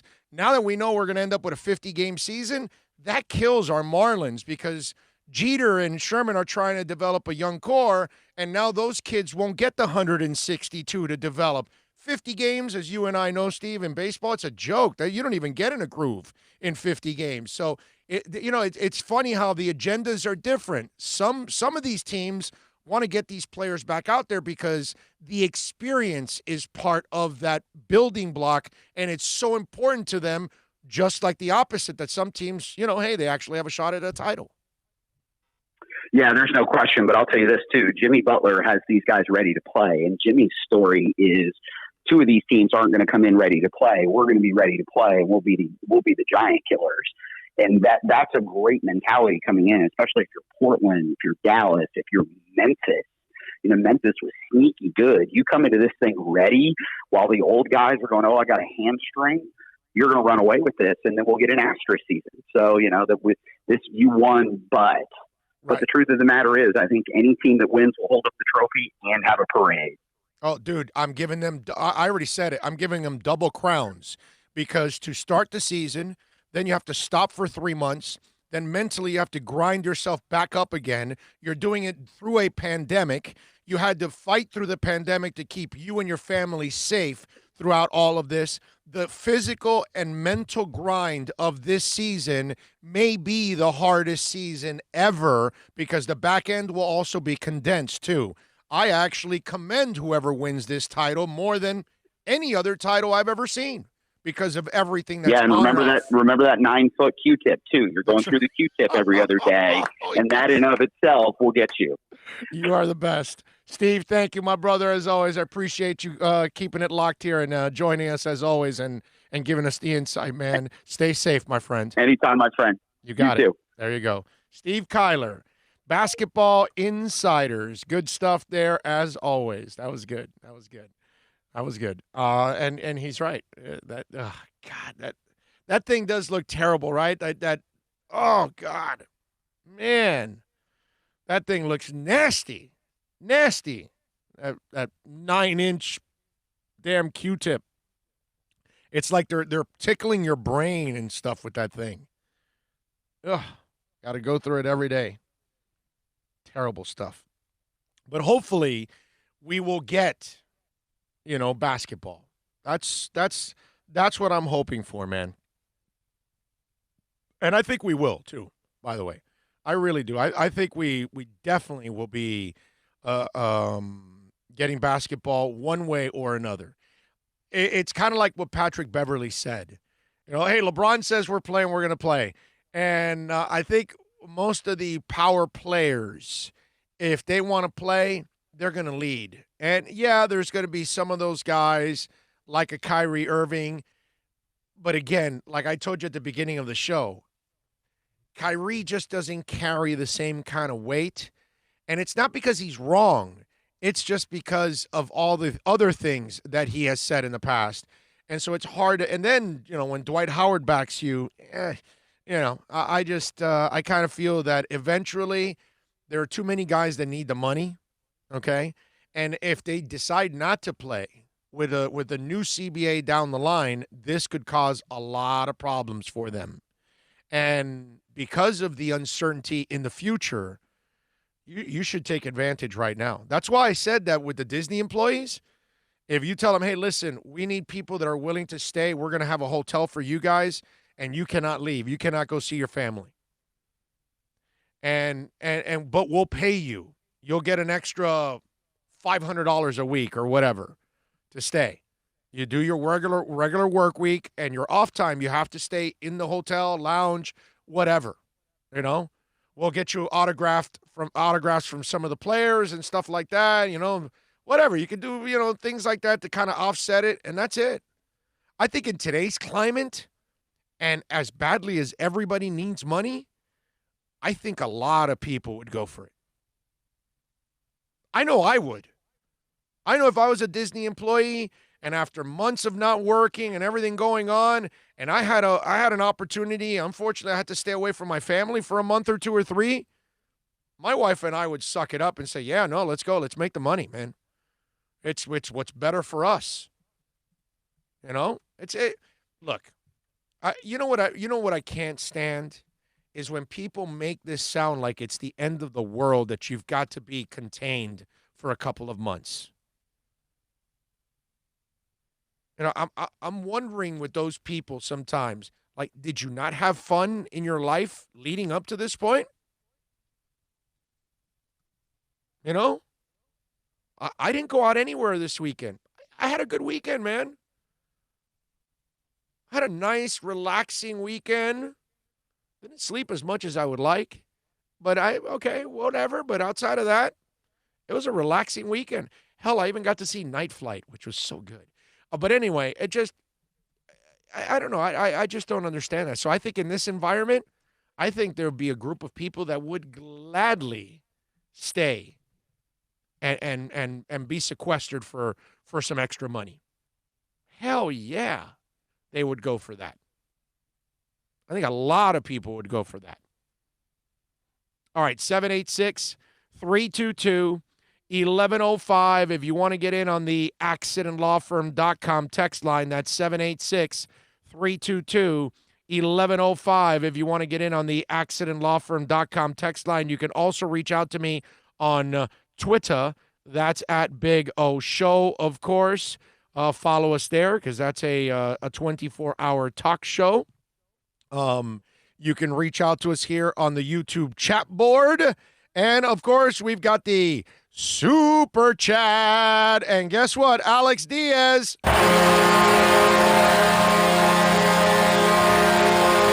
He gives us a little Super Chat love. Thank you, Alex. And he asks, besides Josh Rosen, who do you think has the most to prove? In my opinion, it's Albert Wilson.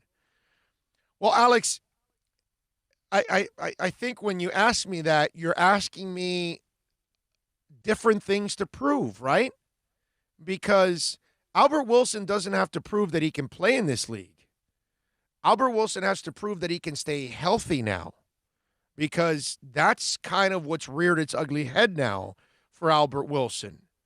So with Josh Rosen, he has to actually prove he can play in this league on a consistent basis and be a good player. So for me, Albert Wilson is probably not the good example because, first of all, I don't even know if I would bring him back. I know he took a pay cut, so it's not so bad, but it all depends on any of the other young guys. They might take his spot. And I may not keep a spot for him only because he's injury prone. Now, you asked me about guys. Well, I'll give you Kalen Ballage, I think, has more to prove because Kalen flashed the first year and then has been depressing since. So he's got to get back to what he showed us in year one that we were like, whoa, that big guy can move. So I would say Kalen Ballage has to prove that he can play in this league. Albert Wilson just has to prove that he can stay healthy. Let me see, who's the other guy? Because Rosen obviously would be the number guy. Oh, Michael Dieter. I think Michael Dieter is a guy that did not have a really good rookie year. Now, I want to remind you all that you gave up on Raekwon McMillan when you shouldn't have, and he played better in year 3. Year 1, he blows out his knee. Year 2, he looks lost coming back from that knee. Last year, he finally found a role. A lot of you gave up on Gesicki his first year, and now in year 2 last year, he turned the corner and played a lot better, and hopefully now he'll build on that. So those two guys started to show you better play, and people gave up on them early. Michael Dieter's been given up on in the first year. Michael Dieter is a guy, and let me tell you, because you drafted a couple of other guys, it is actually very important that Michael Dieter steps up. Okay, I know you have several guys, right? Okay, I'm looking at the list now. You got Dieter, you got Robert Hunt, you got Jesse Davis, you've got Solomon Kinley, you've got Dion Calhoun, who's like a forgotten man. Flowers. And then but he's kind of expected to start. And then you've got Flowers, who's supposed to be, and I'm talking about all those other guys that could be taking Dieter's job. You know what I'm saying? So that'll be, because you would figure Flowers will be the left guard. Dieter will battle for that right guard spot with Robert Hunt, with Danny Isadora, with Dion Calhoun, with Solomon Kinley, all of those guys. But these guys are young and unproven, and they're rookies. So that's different. Dieter is a third-round pick for you last year. This is a guy you really need to step up. And it would be so sweet, Alex, if this kid Michael Dieter stepped up in a big-time way. Now, and I also want to remind you that he comes from Wisconsin. They produce linemen, so don't give up on a guy from Wisconsin after 1 year, okay? And I give him credit that guy, unlike Minka, they even put him at tackle. Hey, we need you. The kid didn't complain. You know what I mean? And you love that he just, whatever. It's like Bobby McCain. It's like Jesse Davis. You know, these guys are asked to play multiple positions. And if Raekwon McMillan, no, we want to use you as a pass rusher. All right, no problem. And he excelled at times. You know what I mean? And I love that. I love that about Michael Dieter last year. I know he didn't play well, but I love the fact that he fought through all of it. And now we'll see how he comes through. Remember, people gave up on Jay Ajayi after the first year and came back. People gave up on Jakeem Grant and came back. Don't give up on Michael Dieter. The game that actually occurred was on the road against a very good Dallas defense. That's right. I just like that the kid just showed me that kind of toughness. And so Dieter would be the guy that I think all of us, listen, we're Dolphins fans. So we want every player to excel, right? I want Danny Isadora to excel. I want Dion Calhoun to excel. You know, I want them all to excel. I want Solomon Kinley and Michael Dieter. I want to have all the guards kicking ass. You know what I'm saying? I want an overload of guards. But my point is that you want Dieter to succeed if you're a Dolphins fan. Because it's really important that the third-round pick succeeds, and then that builds on the future for this team. And then all the other guys become a bonus. You know what I mean? Like if Solomon Kinley becomes a player and you've got Dieter kicking ass, you're like, holy crap. You know, one goes down, we got another road grader coming off the bench. Maybe Danny Isadora is ready to be a better player. I don't know. We'll see. You never know. Linemen take a little bit sometimes. Let all 55 on the roster and the 10 on the 12 in the practice squad, 67, perform in the upper 15 of the league. There we go. At every position. That's a Super Bowl, bro. That's a Super Oh, Bowl. I'm just thinking of, guess how many guys we could trade and accumulate more picks. We'll always be cap friendly. That happens, you're gonna be kicking some serious ass, bro. I mean, serious ass. So I would say Dieter would be the guy. All right, Alex. Let's take a quick break. Let's do that, right? Do want to remind you about EJD Construction. Love talking about Eric, man. Great people. One of our listeners actually called EJD Construction to do an extension to their home.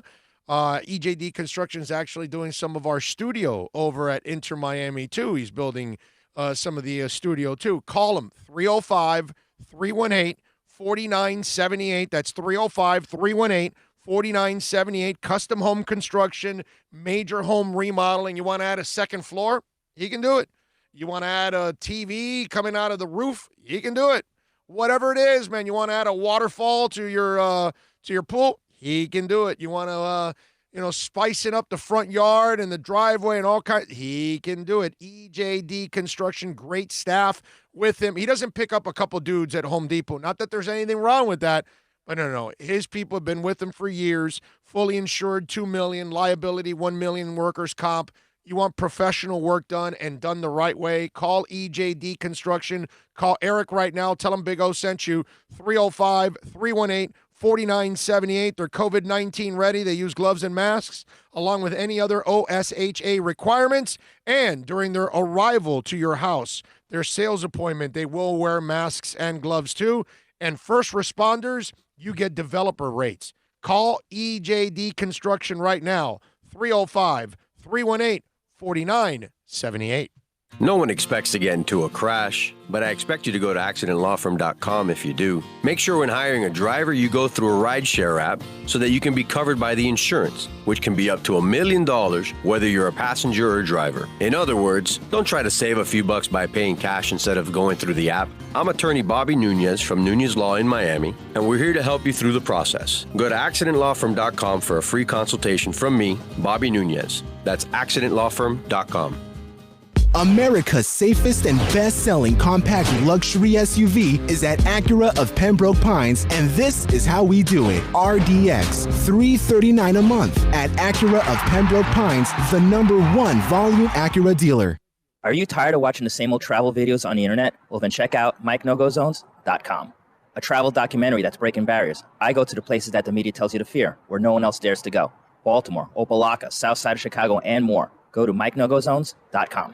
It's a buyer's market at Toyota of Hollywood. Over 1,500 Toyotas on the ground, and truckloads just keep on coming. Now pay up to 50% less. 2020 Camry, not $29,000, $17,775. 2020 Corolla, not $22,000, $13,775. Buy a new 2020 Toyota with 0 down and 0% financing, or we'll make your payments till 2021. At Toyota of Hollywood, the #1 volume Toyota dealer on 441 between Hollywood Boulevard and Sheridan Street.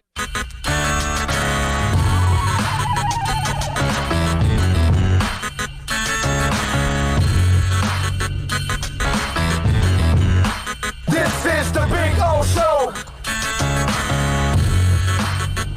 This is the Big O Show.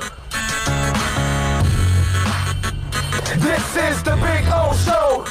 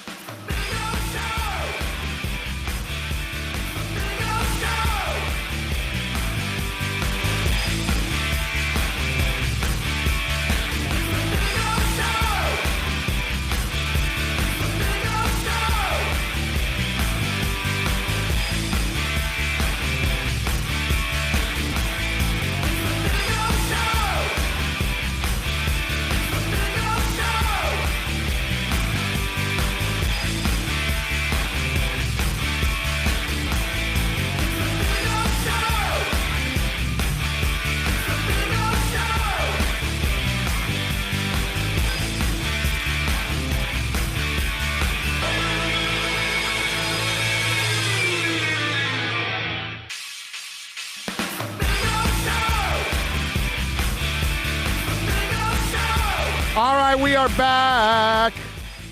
I really can't believe we've already done an hour and a half of talk, and I barely have the subjects that I wanted to talk about here on the show today off the board, which is just nuts, man. I'm telling you, nuts, because I got a lot of things to talk about. We thank Steve Kyler, by the way, from Basketball Insiders. He always does an excellent job. For any of you music people out there, do you remember the show Night Flight back in the 80s and 90s? Late night, Friday, Saturday nights, and on USA Network, right? Wasn't it on USA Network? I think it was. And they would have all kinds of great interviews, bands, actors, things like that. If you remember that show, okay, and it's a short show. It's like a 20-minute show or something. You know, like the content might be 15 minutes, but with the commercials or whatever, it was like 20. Now you'll watch them in the 15 minutes. And if you have Amazon Prime, okay, go check it out, Night Flight. And I was watching an episode with Bowie. It was one of the first ones in that first season with Bowie. They have the whole series. You can actually watch it. I watched like 9 or 10 episodes this week, and it was so freaking awesome. Okay?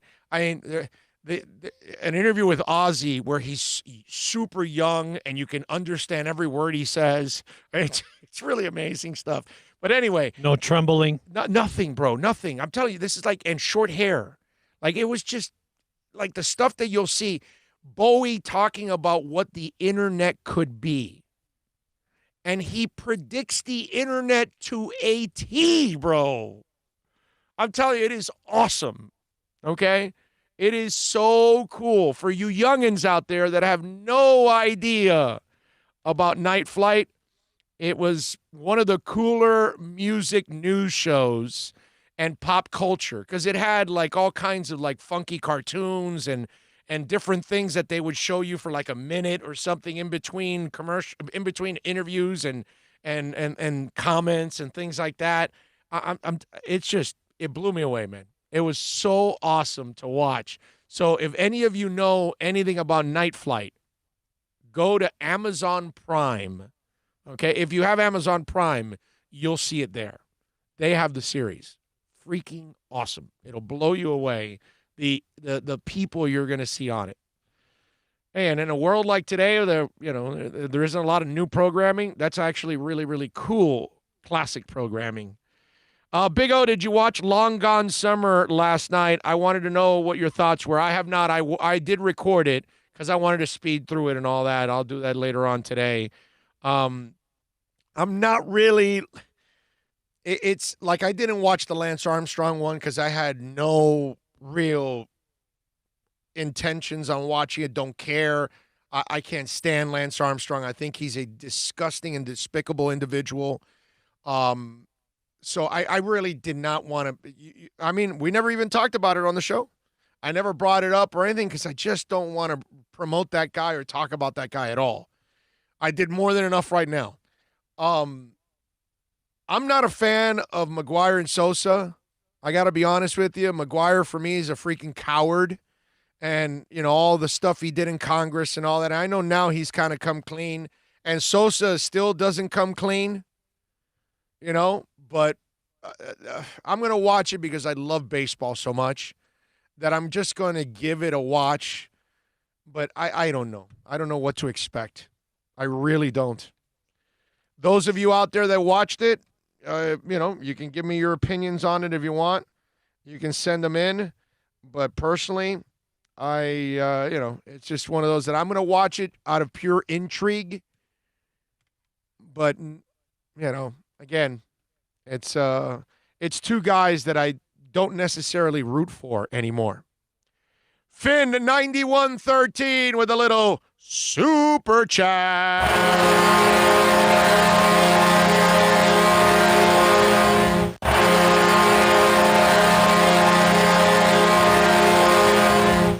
Well, Finn 9113 says, "Hey, just saw that some Cowboys and Texans tested positive for COVID." Oh, in the state of Texas? You mean where they're super responsible about COVID? You mean where the governor was like, it's no big deal. It's like the cold. It's getting closer to football. This could get interesting. I'm telling you. That's why my opening monologue was we all want to get back to normal, and maybe sports doesn't meet us halfway like we thought they would. Football's a lot harder than any of the other sports. Hockey's going to be really tough, man. Basketball is going to be these guys are all over each other, man. Anybody's got COVID, forget it. You know how heavy you breathe? Think about the piles. When people get tackled and there's 4, 5, 7, 8 guys on top of each other, breathing on each other and all that. Oh, please. Dude, this is tough. It's tough. And we're having the spikes now, you know? So I'm with you, man. I hope it doesn't happen. I hope that we're able to get through this. The problem was too many folks out there. Look, I'll give you a great example. Alexa V and Josh, okay? There's a perfect example. That's how Americans are supposed to behave. They go Friday to go visit us at Hialeah Park. They kept their distance from everybody, including us, and they saw that in our area, it was only us. There's nobody around us. So we were safe. But they came in with masks. Not that they would not be allowed without masks to come in, because at Hialeah Park, you have to wear a mask to be in there, of course. But you could tell that Alexa and Josh are wearing the mask anyway. And it's like they understand, okay, I have freedoms, but I'm going to be smart about it. And that's how the rest of the country is supposed to act.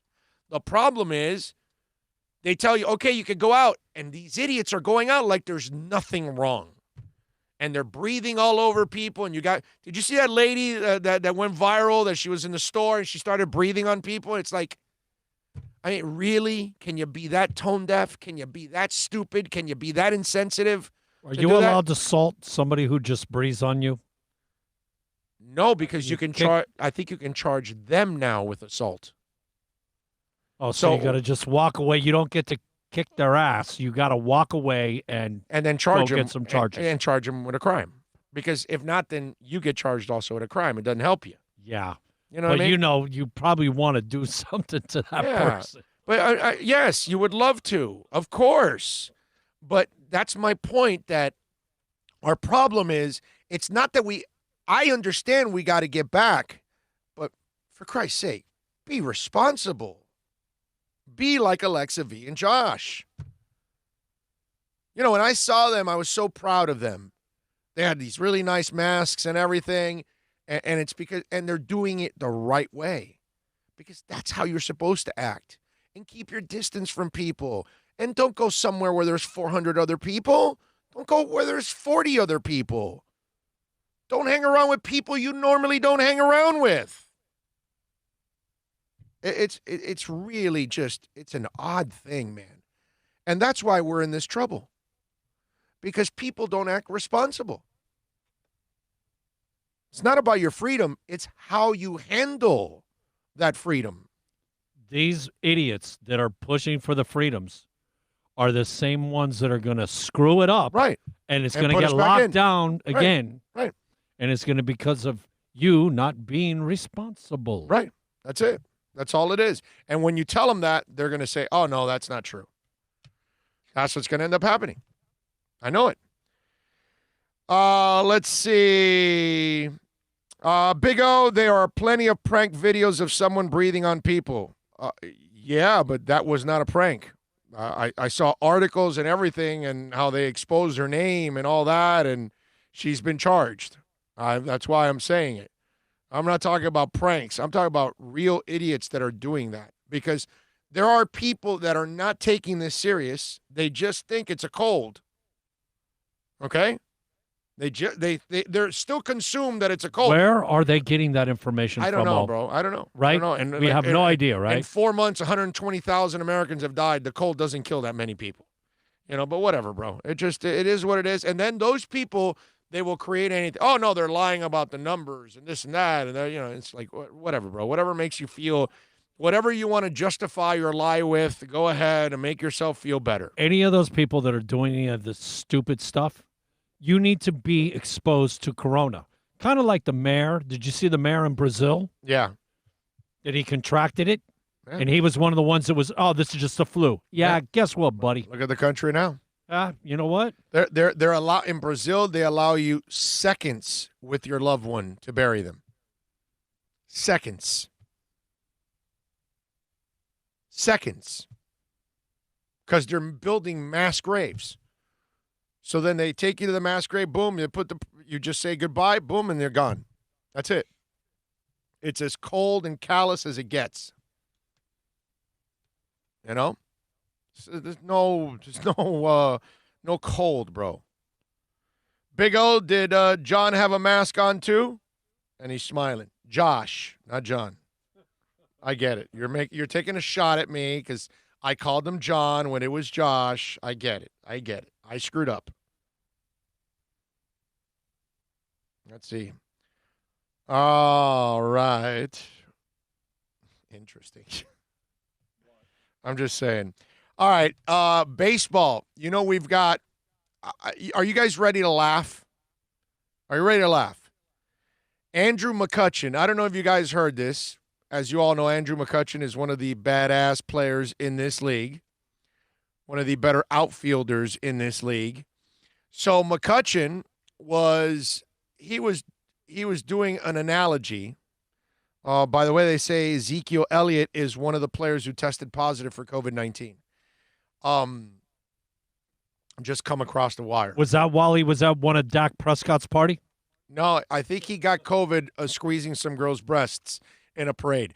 Anyway, so Andrew McCutchen was trying to explain to the public the negotiations between the owners and the players. So he had a very interesting analogy how to describe the negotiations between the owners and the players. I got to give Andrew McCutchen a ton of credit because this is freaking hilarious, okay? I mean, seriously. He uses his child, part of this whole thing, on how to explain the negotiations between the owners and the players.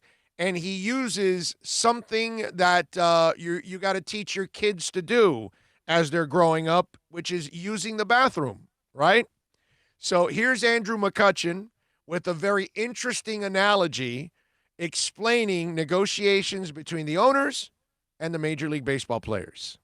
All right, but listen, if you potty on the toilet, I'll give you some juice. Yay! Yay, juice! All right, buddy, here's your water. No, I want juice. What about water in this cup? No juice. I know we agreed on juice, but what about water? What about water in a bottle? No juice. What about water in a coffee mug? You love your coffee mugs. No juice. Look, it doesn't matter that we agreed on juice. I'm your dad, and you're drinking water. Now, either you drink this water, or you don't drink anything at all. Who's thirsty? All right, but listen. Oh, man. I got to tell you, that's beautiful. That's just, that was magical by Andrew McCutchen. You know what I mean? That is just, it's perfect. It's to the point. It's simple, cute, funny, and it definitely gets the point across right there. You understand what's going on between the owners and the players, which, again, this is going to create all kinds of animosity. Jeff Passan was talking about how, the players are just like, all right, just tell us where we got to go. But the problem is that the owners have to run it all through the players, the schedule. They can't just implement it because then there could be more problems down the line. And the players know that, so they're trying to kind of trick the owners into forcing the schedule without approving everything through them. So they still have not approved. You know that at this point, to this point right now, they have yet to talk about the health issues and how to overcome them. You would figure, right, if you're a responsible league, okay, we're trying to figure out the money side. Let's figure everything else out first, okay? And then we'll figure out the money. So let's get all this important stuff to help. You would figure it's fun. It's only your life. Right. It's only your health. That's all. The NBA players and the owners are not bickering about the money. Have you noticed that? It's about how safe the environment is and social injustice. Isn't it interesting? Like, it's not about the money. Like, they know what the money is. They know they're all taking a hit. They've already agreed on all of that. They're trying to overcome real issues. It's interesting how the NBA has its priorities. Your money should not be your number one priority. That's kind of like what we're doing now with our country, that we put the stock market and money in front of health and human life. That's what we're doing. But yet the NBA gets it, and Major League Baseball doesn't. And that's why they're so tone deaf. That's why nobody can relate to them right now. How the hell do you relate to these guys? You can't. And the fact, when I heard Passan say that they have yet to even talk about COVID and everything else and how to have the game safe and health, I'm like, really? Are you kidding me? How is that even possible that you're at this point? And that shows you they're more worried about my side winning and not the issues they got to deal with. That's it. That's all it is. All they care about is the money. Meanwhile, in basketball, they care about everything else first. They all care about money, of course, but the money is at least publicly, they're not putting the money out there like number one. With baseball, it's all money. All money. It's all their position in losing leverage for future negotiation. It's like, man, don't worry about the future. Worry about right now. MLS, they know where their game is. It's got to grow. They're not fighting about the money. They figured that stuff out. They were trying to figure out how to do it healthy and safe. And that's what they're in the process of doing now. I mean, they're going to, I think they have full team workouts today. Oh, we basically are seeing over a half a century of dissension, lies, this, and mistrust between the players and and it's still exactly where it was back in the 50s, 60s, 70s, you name a decade. Go ahead. Right. It just, wow. But again, props to Andrew McCutchen, because if you didn't understand what was going on, or if you just wanted a little taste of what the players feel like, Andrew McCutchen gave you exactly what you needed, bro. That was absolutely awesome. That was a thing of beauty. All right, 786-322-1105. If you want to get in on the accidentlawfirm.com text line, you can also reach out to me on Twitter. That's at Big O Show. Props also, I got to give out to Salma Hayek. Anybody see Salma Hayek over the weekend? She posted on her Instagram, which is one of those Instagram accounts. I saw Salma Hayek in actually the specific scene in Dusk Till Dawn. And I stopped, I watched, and then continued on with my viewing in other places. All right, so now let me talk about what's relevant. Salma Hayek this weekend tweeted out a picture of her without any makeup. She's 53 years old, and it went viral.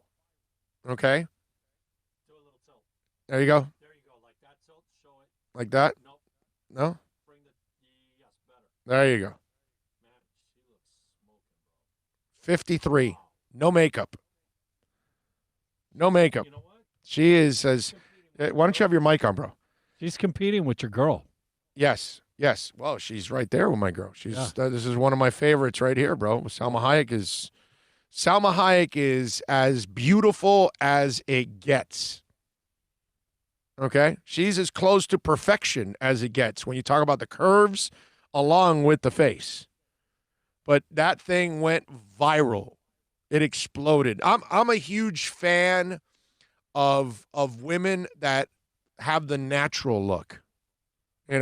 That's one of the reasons why I'm so attracted to Susanna Hoffs and even Halle Berry, that they don't really need to wear a lot of makeup. You know what I mean? I'm a huge fan of that. And so I always like that. My wife is one that doesn't wear a lot of makeup. I'm not a fan. Never been a fan of makeup. You know, I just don't like a ton of makeup. And to me, I find that more of a turn on. I find that more attractive when a woman kind of can do that. You know what I mean? And I get it. Some women, they need the makeup and all that stuff. And, some women aren't comfortable with that natural look like men are, that we're fine with the way we age and the way we look. It is what it is. And women don't necessarily hold it against us all the time, but we do hold it against women, right? But I am such a fan of the natural look. It is just something that I've always found to be one of the more attractive things that any woman could ever do. And this weekend she went viral with that one, man. That was as strong as it gets right there. All right, 786-322-1105. If you want to get in on the accidentlawfirm.com text line, you can also reach out to me on Twitter. That's at Big O Show. Moody-S Dental, we are open at Moody-S Dental, folks. So you've been, you've been sequestered. You've been quarantined for a while. You've been stuffing your face. Maybe you got a cavity now. Maybe you want to clean those teeth. Call Moody-S Dental right now, 305-821-0231. Make sure you tell them that Big O sent you. They will take care of you. 305-821-0231. Go to the website, moodyesdental.com. I don't care what it is, man, from implants to Invisaligns. You want to have a root canal. You need to get a cavity filled, clean your teeth. Whatever it is you need to do, state-of-the-art equipment, family-owned and operated, super, super, super cleaned, folks. You're going to love the place. I'm telling you, I would never mislead you. You know that. Go to moodyesdental.com, 305-821-0231. Hour number 3, amazingly, is next. It's a buyer's market at Toyota of Hollywood. Over 1,500 Toyotas on the ground, and truckloads just keep on coming. Now pay up to 50% less. 2020 Camry, not $29,000, $17,775. 2020 Corolla, not $22,000, $13,775. Buy a new 2020 Toyota with 0 down and 0% financing, or we'll make your payments till 2021 at Toyota of Hollywood, the #1 volume Toyota dealer on 441 between Hollywood Boulevard and Sheridan Street. Are you tired of watching the same old travel videos on the internet? Well, then check out MikeNoGoZones.com, a travel documentary that's breaking barriers. I go to the places that the media tells you to fear, where no one else dares to go. Baltimore, Opelika, South Side of Chicago, and more. Go to MikeNoGoZones.com.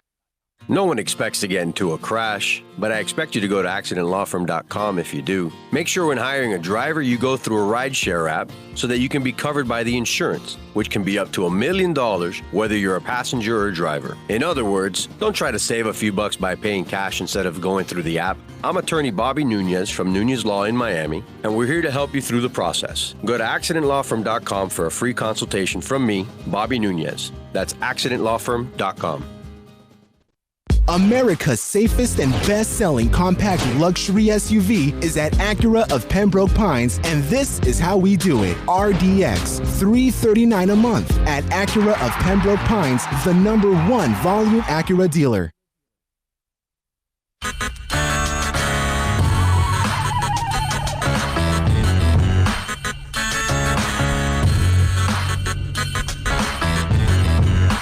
This is the Big O Show.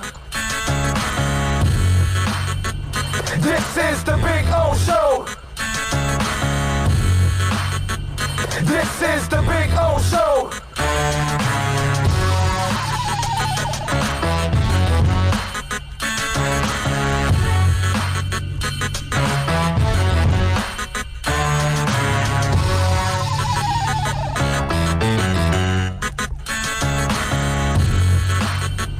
This is the Big O Show.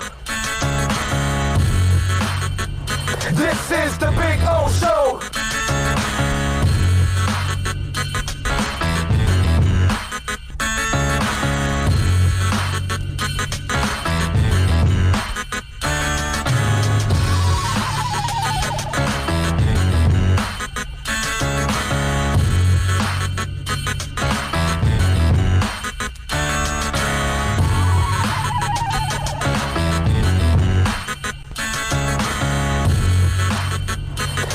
is the Big O Show. All right, we back.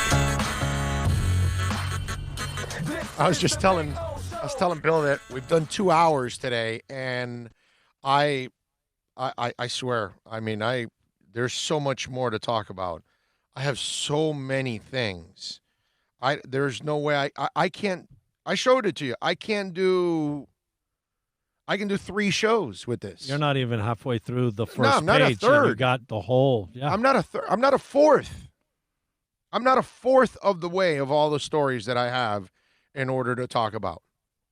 So, hey, I forgot to ask you, Billy, what about your Yankees? Yeah, I saw that. What about your Yankees? Yeah, but you know what? It's like they said, cheaters. But not like the Astros and not like the Red Sox. You don't know. You don't know. Cheating is cheating. No, wait a minute. We haven't seen exactly yet what the letter says, but for those the guy of you that standing don't know, on second base is still trying to relay signals to the batter. And yeah, they used film watching the guys do signals, but it isn't like the Astros sitting there in the visitors' dugout filming what's going on in the dugout. It don't matter. Cheating is cheating. Yankees could be cheating. Not to the level of the Astros and the Red Sox. Obviously, it's pretty bad, dude. They have a sealed letter, and they're trying to block it. Okay? Yes. So, obviously, cheating is cheating. Well, it again, doesn't matter. you know what? This goes to the... So it's funny that all these teams that have money and can buy the players also can't play the game the right way. It's not enough that you have all the money. It's not enough that you can pay more than everybody else. It's not enough that the rules allow you to do that. When did all this you go gotta do back? is pay the tax. 17. Yes, 17. Only a couple years ago. It's only a couple years ago where they were cheating. And I don't know. 17 is a letter. We don't know what the cheating was, if it was in 17 or 16 or 15 or it was 10 years before, or it was for a couple years or 1 year. The thing that I found... Again, we don't have all the information. The thing that I found that was so awesome is the Astro players went and attacked Judge, and dude, Judge only played in 25 games that year. Hey, dude, stop the Trump thing. Stop the Trump thing, okay? Stop deflecting. Stop deflecting. You know, well, they said... No. Hold on. No. Dude, stop with the Astros. But they also said that everybody has done what the Yankees did. They got caught. They got caught. Dude, you're just as bad as the Astros. You're pathetic like the Astros. They got caught. You're pathetic, bro. You're pathetic. You're a pathetic fan. That's what you are. This guy picks on the Astros, and now he wants to keep mentioning the Astros when it's his dirty-ass Yankees. Because you're comparing it to the Yankees. Well, you're cheating. What they didn't do the same level of cheating. You don't know that. You don't know that. You have no idea.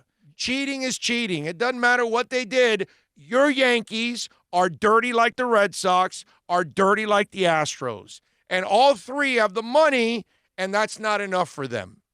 Not enough for the Astros, not enough for the Red Sox, and not enough for the Yankees. And obviously, if they're blocking the letter, it must be pretty bad. Okay? And then to use the whole deflection, you know, that's the new strategy now. You know? It's like, oh, you're blaming me for... No, but somebody else did it. No, dude. Take responsibility for your own. Okay? Talk about your own. I didn't cheat. They did. Don't mention the Red Sox. Don't mention the Astros. Don't try to justify your cheating or lessen your cheating because somebody in your eyes may have done it more glamorously. No. Yankees cheated. Now I can't wait to see what this letter actually says. For those of you that don't know, MLB thinks it has its last sign-stealing scandal in the past. Nope. Most recent case came up last night. The ever-persistent Evan Drellich of The Athletic reports that a judge has ordered the unsealing of a 2017 letter between the Yankees and Major League Baseball that could cause significant reputational damage to the parties involved. All right? In summary, DraftKings players filed a lawsuit against MLB accusing the league of defrauding them in the wake of the sign-stealing scandal. New York Judge Jed Radkoff ruled in favor of the defendants, which included the Houston Astros and the Red Sox, but the accusers submitted a petition for Rakoff to reconsider with an additional accusation that Commissioner Rob Manfred covered up the Yankees' sign stealing in 2017. The letter they successfully demanded to be unsealed contains proof of that, or so they claim. The judges ruled that the league and the Yankees must submit a minimally redacted version of the letter edited to protect individual privacy. A Yankee official told Drellick that they aren't trying to cover up a smoking gun with all of this. They simply don't believe releasing the full letter is relevant to the case at hand, which is always what they feel when they're guilty, of course. So it's supposed to come out now. We're supposed to be finding out about it already at noon. It's supposed to come out. So I'm sure today. We'll get to I thought it was the 17th. The 15th? I think it's I thought it was today. I thought it was Monday. We won't know until Monday at noon Eastern. So Monday, noon Eastern. So it should be, I don't know if it's out yet. It might be out like legally, but it's not out in public yet. If I had to so guess with the Yankees attorneys, they probably have put it off for another day or two, or you know how that works. Right. You got money. I get it. Money. You guys buy everything that you can. I get it. You not as much as the Dodgers. You buy and you cheat. Okay. I get it. Buying and cheating. BS.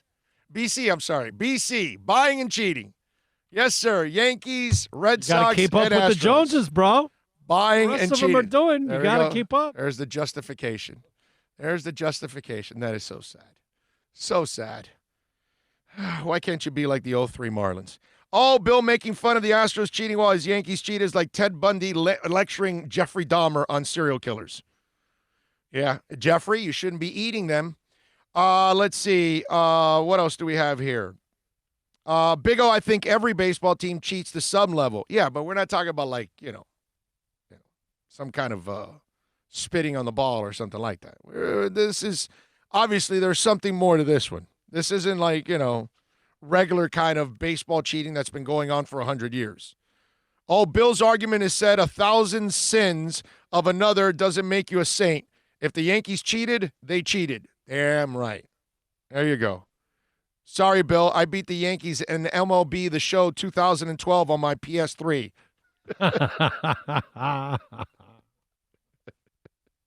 Hey, look, man. It's like any other team. When you're at the top, you're either with them or you hate them. There is no in between. Our Canes went through it back in the day. You either loved the Canes or you hated them. That's the way it is. Matthew Walker goes, this is one of the reasons why I'm grateful to be born a guy, because I don't have makeup trials like women do. Yeah. Yeah, no, that's true. Although there are some guys wearing makeup, right? There are some guys that kind of fix themselves up every day, those metrosexual type guys, right? So I'm sure there's some of those out there still that worry about how they look every single day. You know what I mean? I'm not, it is what it is. Men just age the way they age, bro. But it is impressive when a woman does it naturally. Wow. I find that to be just one of the hottest things on the planet, to be honest with you. I think it's just one of those things that really makes a woman stand out when she's able to do it and she has the confidence of doing it and looking naturally. I think it's awesome. All right, 786-322-1105. If you want to get in on the accidentlawfirm.com text line, you can also reach out to me on Twitter. That's at Big O Show. Follow us there as always, because that's a 24-hour talk show. You can reach out to us on Twitter. On the YouTube chat board, and of course the super chat that's been active today. As always, thank you all out there for taking care of us like you always do. Really appreciate that in a big time way. A little music news. Let me get a couple of music notes in there for you guys, because I've got actually a bunch of them, but I want to make sure I get a couple of these in here. Now, you know that there's a concert in the works right now, Bill, a live concert that will be going on later on this summer. Did you hear about it? Where is this actually at? Hannibal, Missouri. Hannibal, Missouri. You love the band. Good luck, folks. Puddle of Mud will be live at Tanyard Gardens June 27th and 28th. It's a back-to-back night at 320 South 3rd Street in Hannibal, Missouri. Okay? And special guests Smells Like Nirvana and Maximus will be the openers. Will they be able to pull it off? How many people will actually be? But how cool. I mean, I love Puddle of Mud. I can't go to I'm not going to a concert now. A lot of radio play in the early 20s, man. They were one of those bands loaded I still with like hits. them. I still like them. Yeah, they got a lot of hits, man. They're good, man. I like Puddle of Mud. So Puddle of Mud is one that is going to play. The other is Quiet Riot is also planning to play on July 4th weekend. Okay? Frankie Banali has been dealing with some health issues and all of that. And look, the man's had like 800 lineup changes. They're like on their 8th singer now at this point, or 10th singer. Quiet Riot just added another guy recently. So the first notable U.S. social distant concert of the coronavirus era happened in Arkansas nearly a month ago. New cases have begun to sprung again. Well, it appears the state is now ready to put a stop to live music.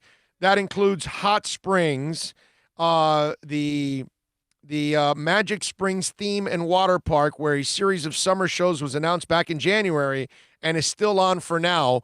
Quiet Riot and Molly Hatchet, who Molly Hatchet, by the way, is also on their 10th singer, will co-headline a July 4th show. Dokken and Lynch Mob will play on July 18th. So people says at this time, Riots and Rebel Tour featuring Quiet Riot and Molly Hatchet and Blackfoot are scheduled for Saturday, July 4th. It's going forward as planned. To ensure everyone's enjoyment, it's highly recommended that the concert attendees bring blankets, as social distancing guidelines of 6 feet will be enforced. We ask your assistance in self-distancing your group from others. Due to the restrictions, reserved seating sales were discontinued. Those who have purchased reserved seats will provide updates individually via email. We thank you in advance for your patience and understanding with regards to the new health and safety guidelines, and look forward to seeing you at the park soon. So this is a water theme park that is doing this. Takes me back to the day. Oh, yeah. Six Flags, buddy. Atlantis. Yeah. Outfield, the Fix. Fix. Yep. There was a bunch, but I saw those two. Outfield sure. and the Fix. I saw a few other ones. Why do I want to say I saw Kool and the Gang there? That's a possibility. There was a bunch, man. They had that was, you know what? During the summer, every Friday night was the concert. And what was it? Was it Friday? It was Friday nights. I didn't even remember the night. And was it You're $10? right. I think you're right. $10 per you would head. Walk through the entire park to get to the back of the park. I remember. I think it was $10 a head. I miss Atlantis, bro. God, I miss Atlantis. I enjoyed that place. What was it? They didn't make enough money? Is that what it was? It had to have been, right? I would imagine. I would guess between that and developers coming in, and you see, the shopping center that's been placed there, and we all see as we travel down I-95, Dave and Buster's. I mean, wow. Man. I saw that. It was like when that thing closed, it freaked me out that it closed, because I thought for sure it was going to last forever, because I always thought it was a popular place to go. I loved it, man. I got to say. I can remember the first time going down that, what was it, the 7-story straight drop? Mm-hmm. Okay. And basically, my best friend before you, Guy, from 5 years old till we hooked up. Yeah. And literally, I'm in my British flag shorts from Def Leppard, okay? We're at the park and standing there, and Guy's up first, and he gets there, and the whole act, and you had to stand back. You weren't able to get anywhere near that little area.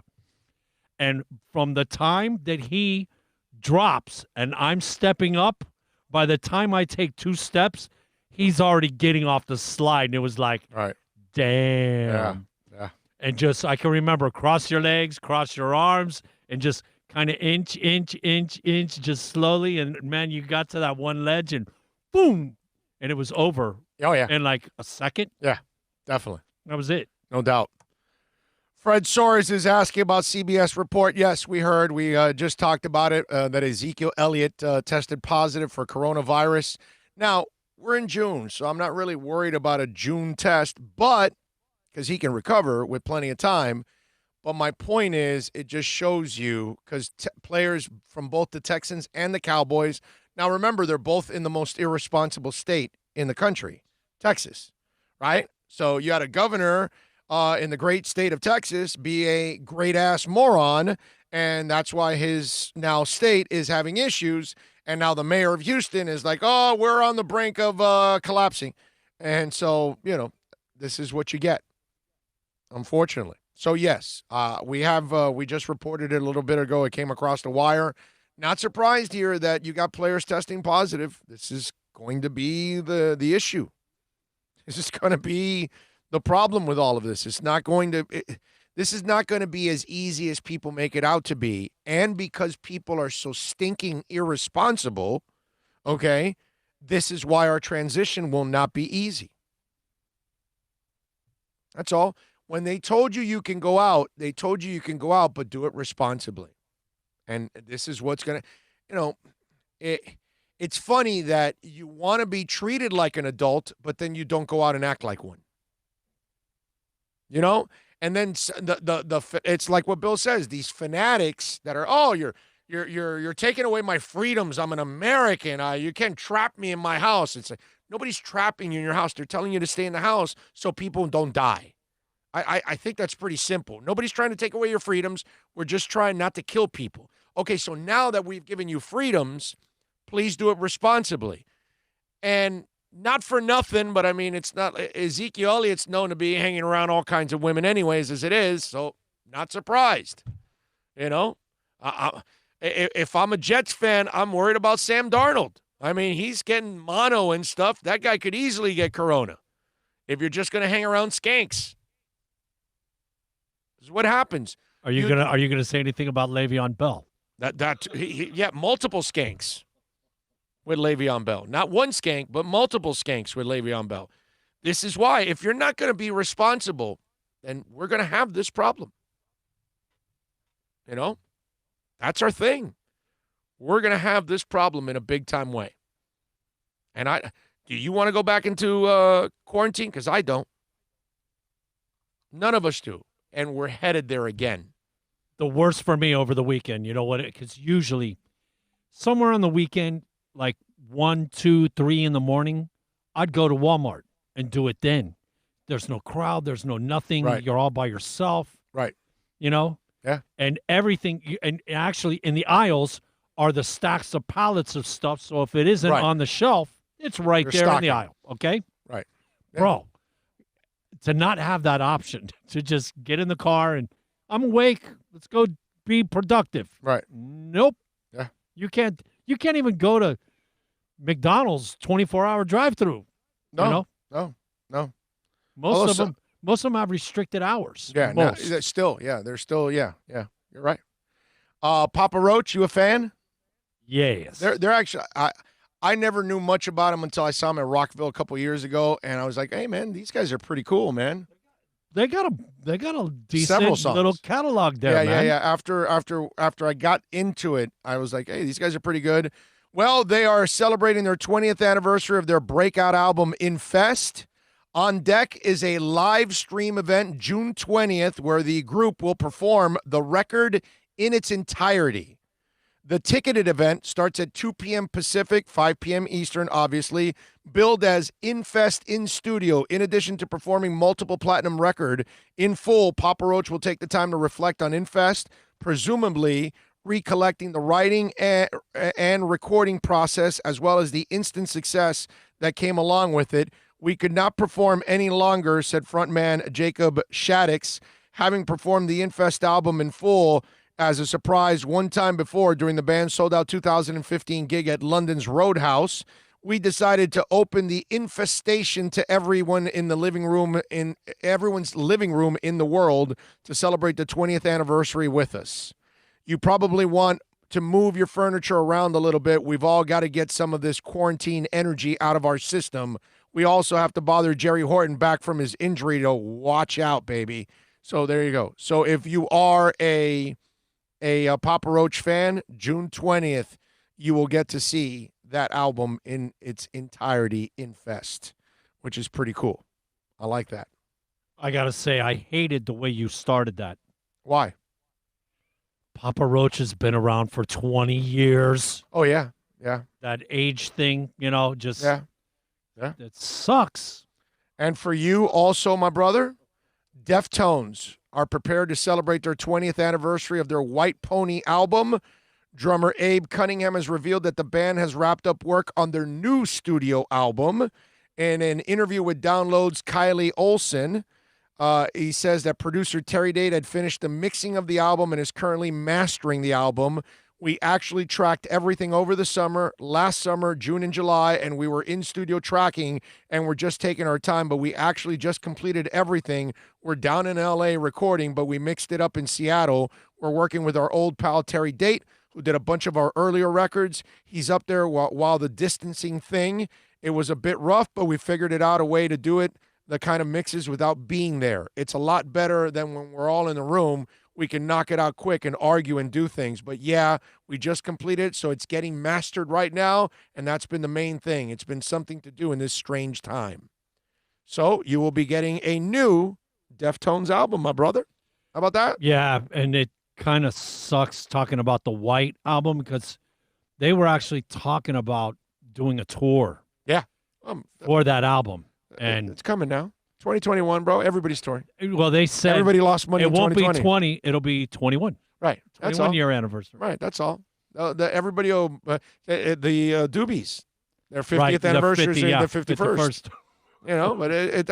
But at least we know that if we get over this thing and we get to they're going to come back hard. 2021 is going to be one of the great years for us concert-wise. I could see us going to like 4 concerts on average a week. Oh, yeah, for sure.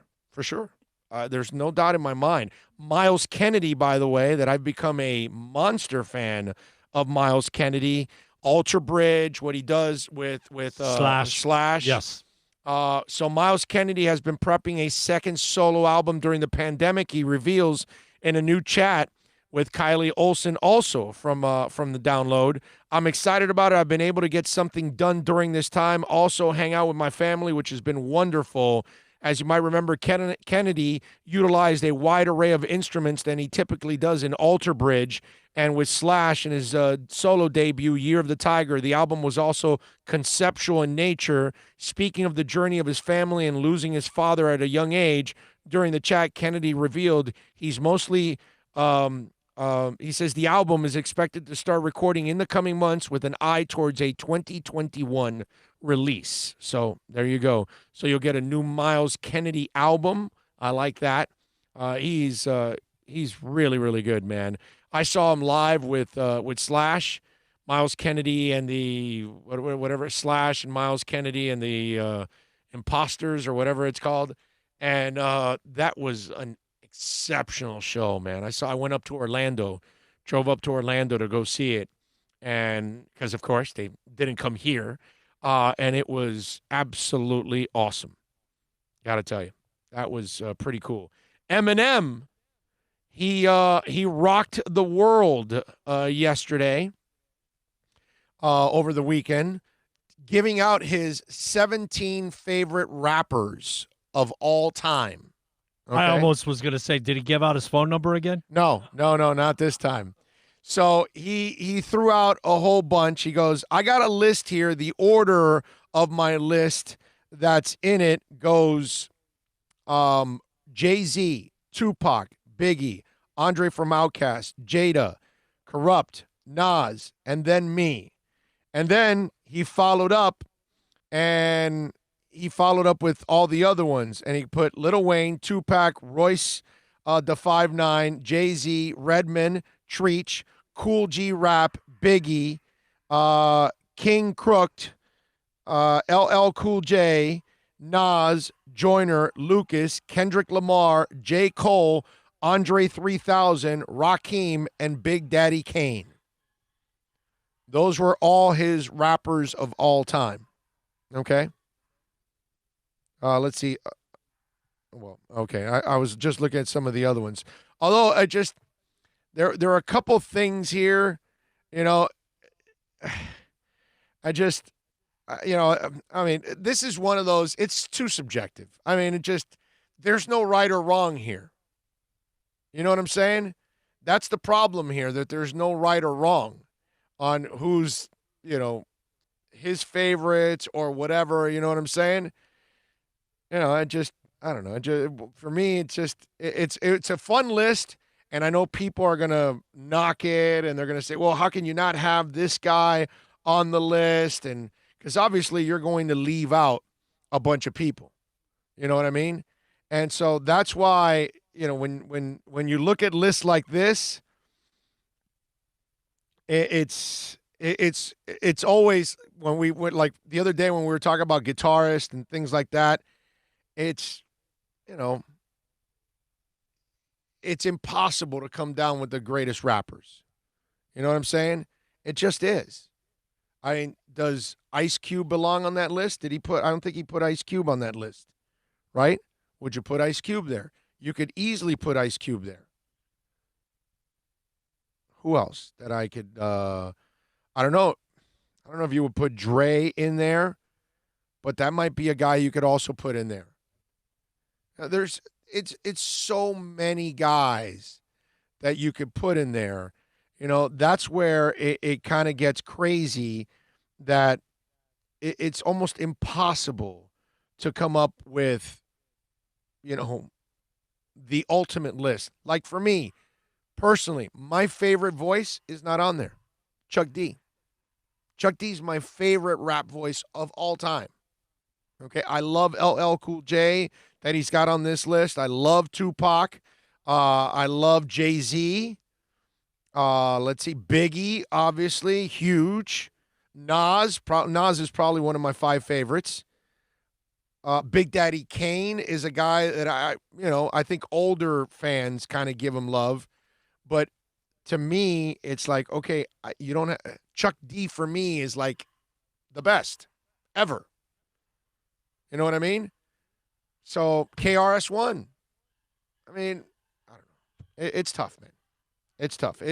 I saw that list, and it's impossible to sit there and say, okay, well, this is the definitive list of all-time rappers. You know what I'm saying? But I do like some of the guys that he has on that list. There's no doubt. All right, 786-322-1105 if you want to get in on the accidentlawfirm.com text line. Somebody wanted to make an appearance. That's 786-322-1105. Yeah, my boy Ali. You're a good boy. You're a good boy, Ali. He's gotten really slick. He knows what to do now.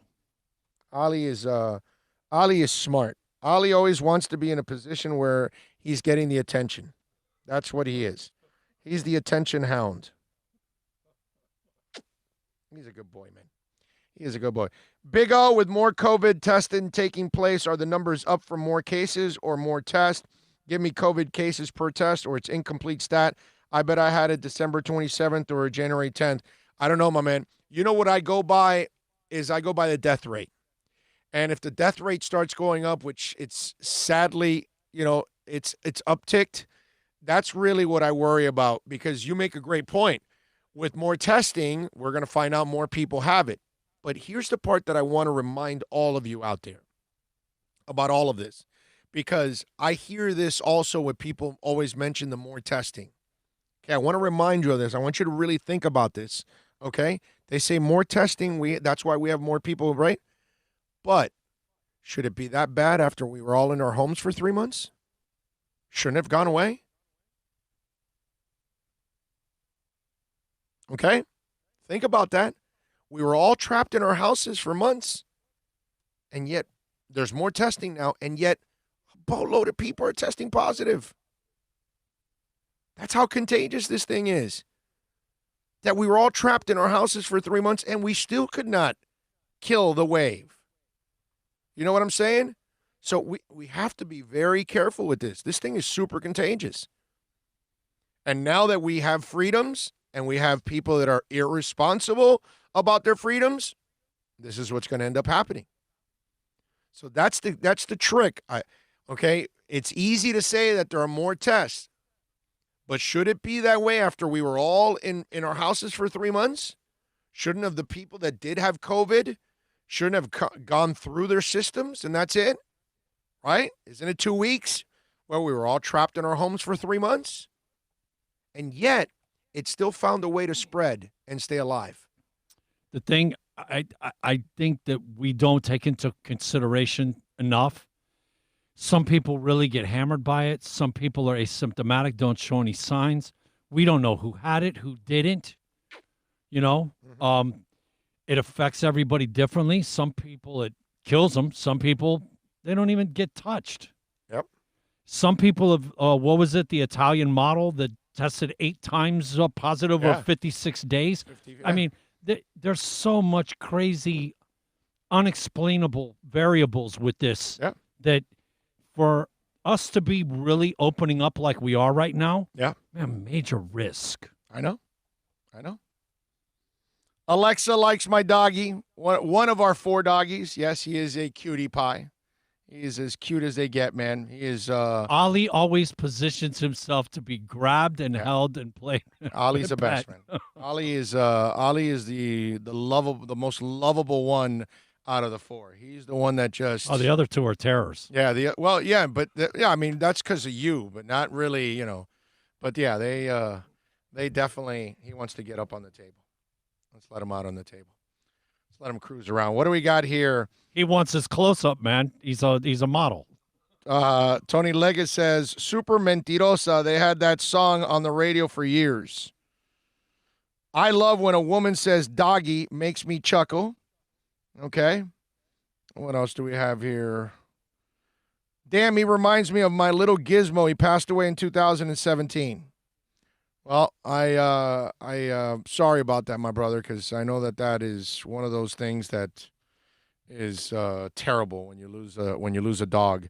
Man of 1,005 Holes has DMX, 8-Ball, and an MJG. I love DMX. He's one of my favorites. I don't know if I would call him one of the greatest, but he's definitely one of my favorites. I love DMX, even though he's crazy dude, man. Really crazy. All right, let's take a quick break here, bro, because we're already at 1:35. Still got a bunch of things to talk about here on the program. Man, I got so many things to talk about. I got some sound that's going to blow you away also that we're going to share with you. We'll talk about an NFL player who has failed, but I love his attitude in adversity, and I got to give him a little love for that. I don't think he's going to respond, but at least I give him credit for not pointing fingers and making excuses. There's another guy that is creating stuff like always, and he lives in some alter reality. We got to get into that. An NBA player had a really strong message for current NBA players. We got to get into that one too. I got to make fun of Adam Gase. Got some material here to make fun of Adam Gase. He's the guy that's screaming out to be made fun of on a daily. Yes. But the material I have, I got to take advantage. There's so many things I could talk about. Really. There's just so many that I can talk about. A crazy story that I got here also. Oh, man. All right, let's take a quick break.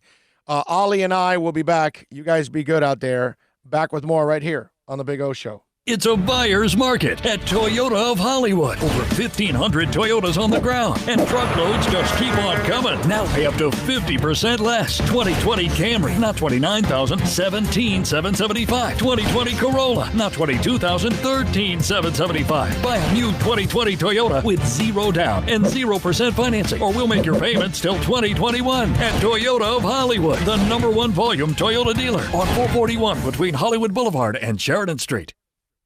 Are you tired of watching the same old travel videos on the internet? Well, then check out MikeNoGoZones.com, a travel documentary that's breaking barriers. I go to the places that the media tells you to fear, where no one else dares to go.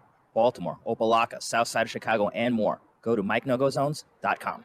No one expects to get into a crash, but I expect you to go to accidentlawfirm.com if you do. Make sure when hiring a driver, you go through a rideshare app so that you can be covered by the insurance, which can be up to $1 million whether you're a passenger or a driver. In other words, don't try to save a few bucks by paying cash instead of going through the app. I'm attorney Bobby Nunez from Nunez Law in Miami, and we're here to help you through the process. Go to accidentlawfirm.com for a free consultation from me, Bobby Nunez. That's accidentlawfirm.com.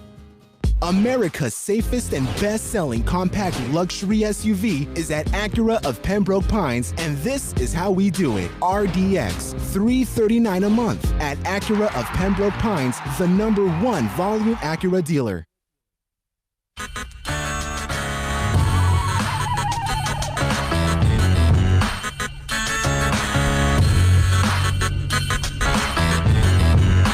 This is the Big O Show.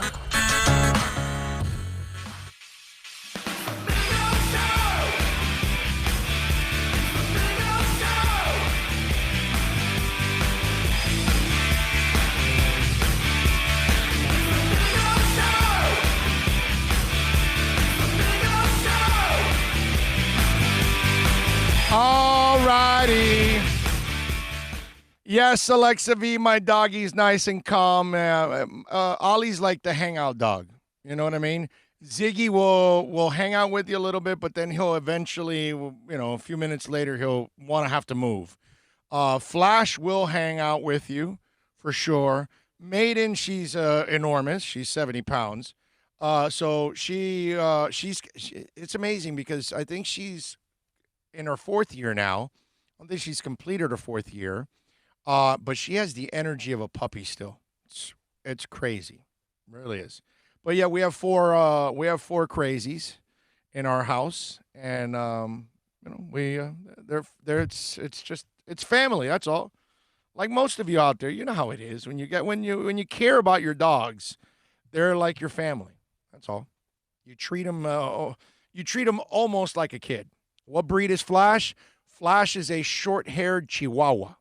We have a long-haired Chihuahua, a short-haired Chihuahua. We have the I always forget Ziggy's.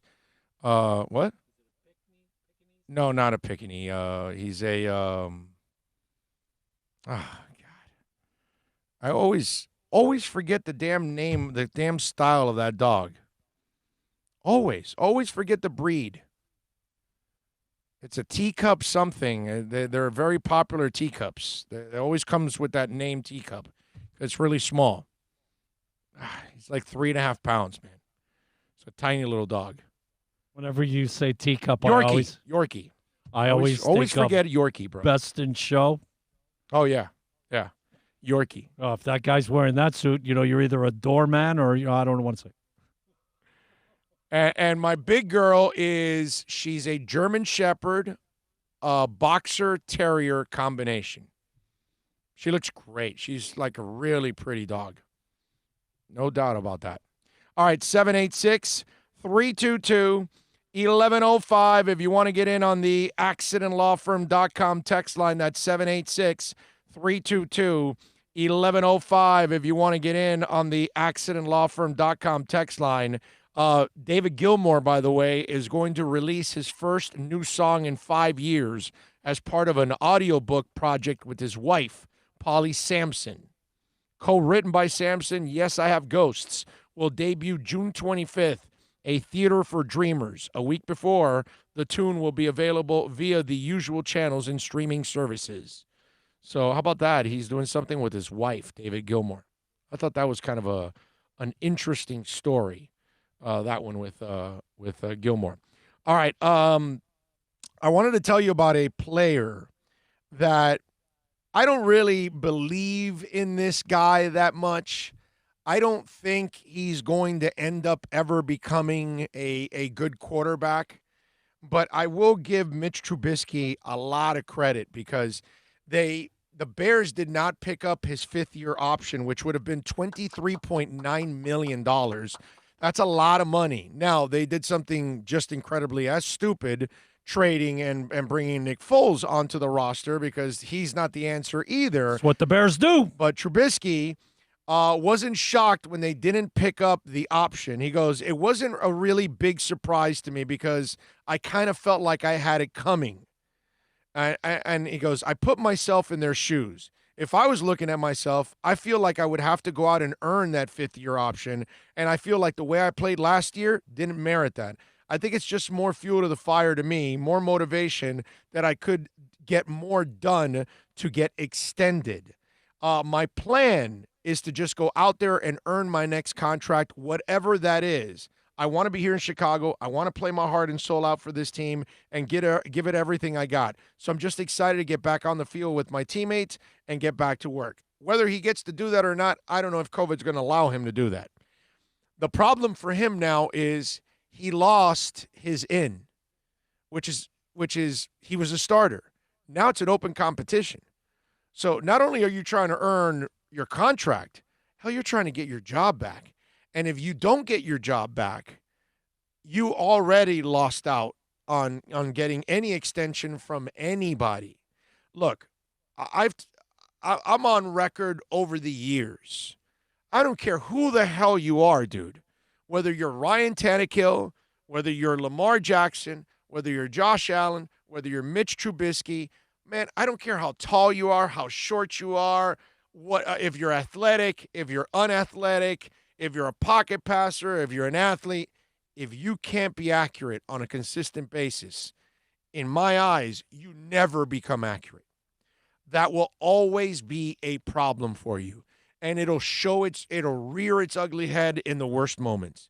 I don't think Mitch Trubisky ever becomes a legitimate franchise quarterback.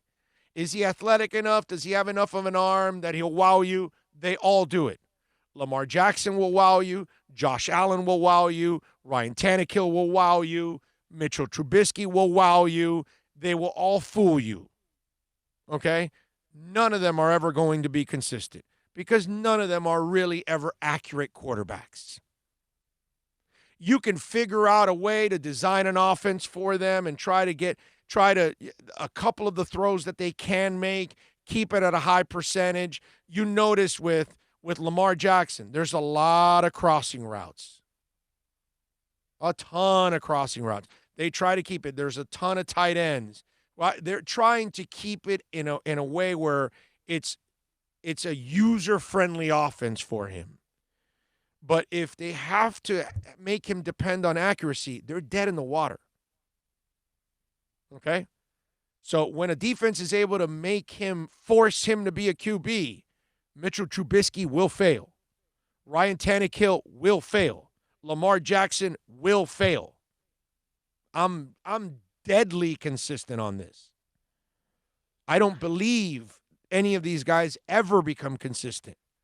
It's a problem for them. It will always be a problem for them because it's just not a natural gift for them. But the problem is athletes, Michael Vick, athletes will freak you out because athletes can do things at times that you and I could never do. So they'll make those throws every once in a while that you're like, wow. But it doesn't mean that Ryan Tannehill's turning into a real quarterback. It doesn't mean Lamar Jackson or Mitchell Trubisky or Josh Allen or or Michael Vick. Hell, Michael Vick had one decent season where he had 62% completion percentage with Andy Reid. It still never made him a great passer. It's just, if you don't have it, you can't be it. And I love his attitude. I'll give Mitchell Trubisky a ton of credit that at least he's approaching it the right way. He's not making excuses. He's not pointing fingers. He's not saying I didn't have an opportunity. He's not saying I was cheated. He's not saying that I'm treated unfairly. They're bringing somebody else in. None of that. I give him credit for that. I will.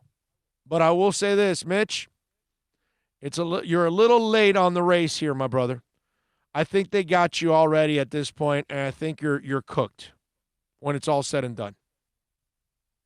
I just think he has no shot at ever being a franchise guy, and I think eventually he loses his job here when it's all said and done.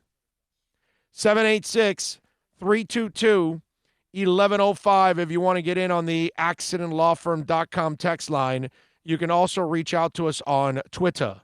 That's at Big O Show. Follow us there. You can also follow us on Instagram. On Instagram also at Big O Radio Show.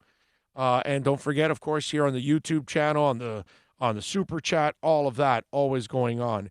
I saw this incredible and disturbing stat that let me just shed some light here. Okay, you've had a rough time, haven't you? You have, right? A lot of us have. I can't complain about being in my house because I'm not that person. I'm kind of a homebody anyway. Yesterday, I was just watching television all day, and I was happy as a clam, man, as they say. You know what I mean? I just, when Bill goes, hey, what'd you do this weekend? I'm good, man. I hung out. I watched all kinds of music, documentaries, all kinds of stuff. There's this documentary on radio. I got to tell you guys the exact name of it, but it is awesome. Anyway, so we've all gone through some tough times, right?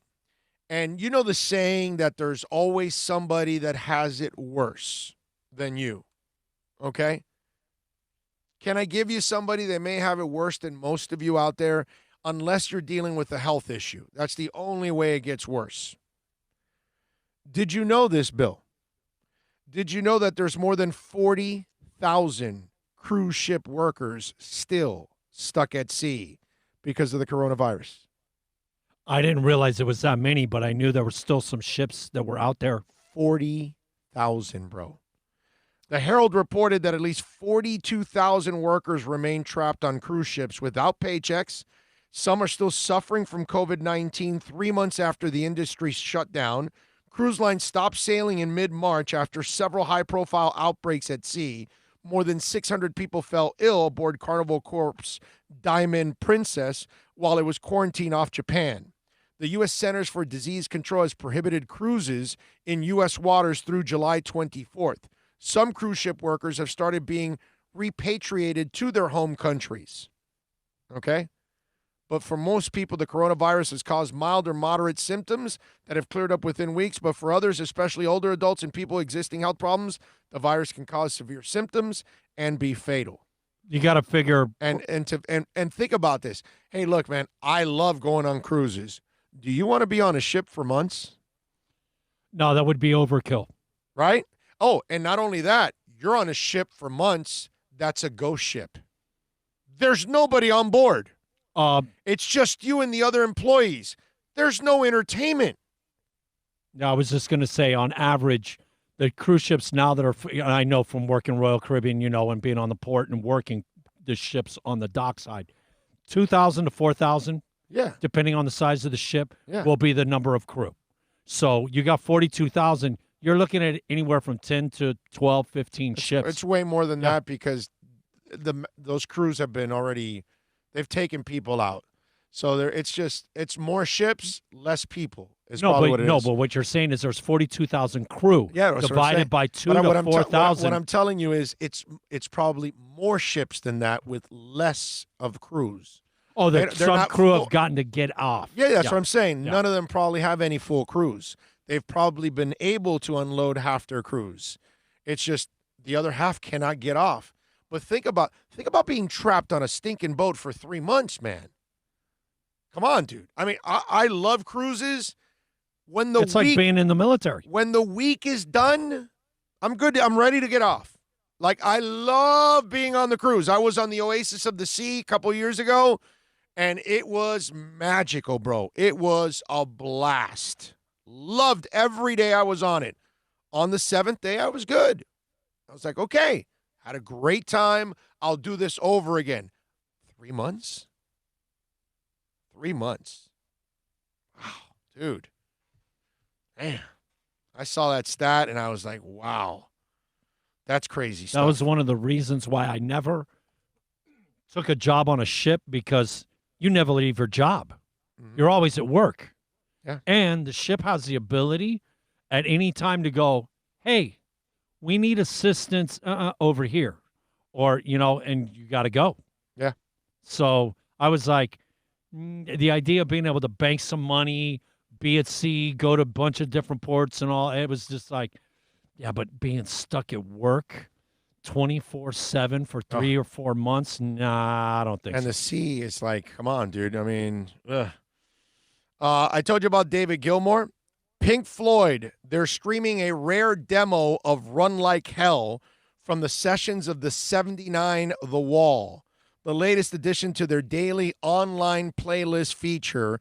Originally released as part of the group's 2011 Immersion series, the band demo, Work in Progress, takes on the song, features slightly different lyrics than the final studio version. Pink Floyd's 11th album, The Wall, went on to become the best-selling album of all time when it reached more than 30 million copies worldwide. All right? They've got a newly launched feature called Sid, Roger, Richard, Nick, and David, an evolving Pink Floyd playlist. See the bands add a new song from their catalog via Spotify and other streaming outlets each day, from the best-known classics to deeper album cuts. Each Friday, as a bonus, Pink Floyd will add one of the currently unavailable bonus tracks that were featured in the Immersion box sets a few years back. So if you're a Pink Floyd fan, that, my friends, is actually pretty cool, because you get to see some of these songs kind of before they were finished, and you kind of get to see the ideas that they had for them before anything else. Run Like Hell, man. The Yeah. startup, man. It's doom, bop, boom, boom, da. Yeah. Yeah. I love it. I love it. No doubt. The physical therapist for Tua says he's doing miraculously well. All right. So you got, it says Tua's healing better than expected. Kevin Wilkes, the Alabama-based physical therapist, who says Tua is approaching full strength on a shorter timetable than people with this injury usually do. Here's his quote to the Sun Sentinel. He's doing miraculously well. The miraculous part is that he's healed so well. The second part is he's been so well at getting his strength back, which usually takes a long time after something like this. Tua does about 3.5 hours of work a day to strengthen the injured hip, as well as both ankles, which he struggled to keep healthy at Alabama, as well as his throwing shoulder. Wilk and Dolphins head trainer were in regular contact, and Tags is doing everything expected of him and more. He's laser focused, one of the most focused I've ever seen anybody, to be honest, Wilk said. And look, this is all great news. First and foremost, let's get to the meat of the matter of all of this.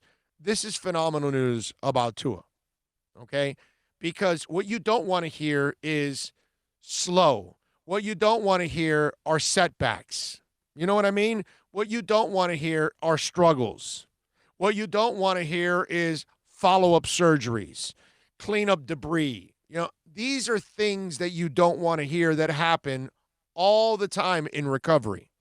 So you got to love the fact that you don't hear about any of that, and that he has been on a timetable that's faster than normal.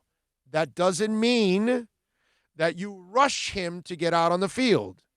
It's kind of like the idiots out there. Hey, you now have more freedoms. That doesn't mean you go hang out with 500 morons in a pool in the Ozarks. Okay? All right? I don't mind the protest. I love the protest. I am so proud of all the protesters out there. Wear a damn mask. What the hell is wrong with you? Wear a damn mask. That's all. You don't like wearing a mask? Then don't go out there. Pretty simple. Don't tell me, oh no, it bothers me. You're there with hundreds of people. They're all breathing. There's saliva and junk in the air. Just a little thought. Now that you've learned about all of this, have you realized that you've been eating up everybody else's saliva for years?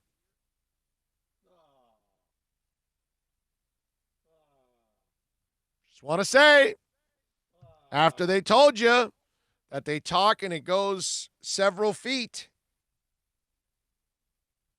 you've been at bars and clubs and they're all screaming. Okay?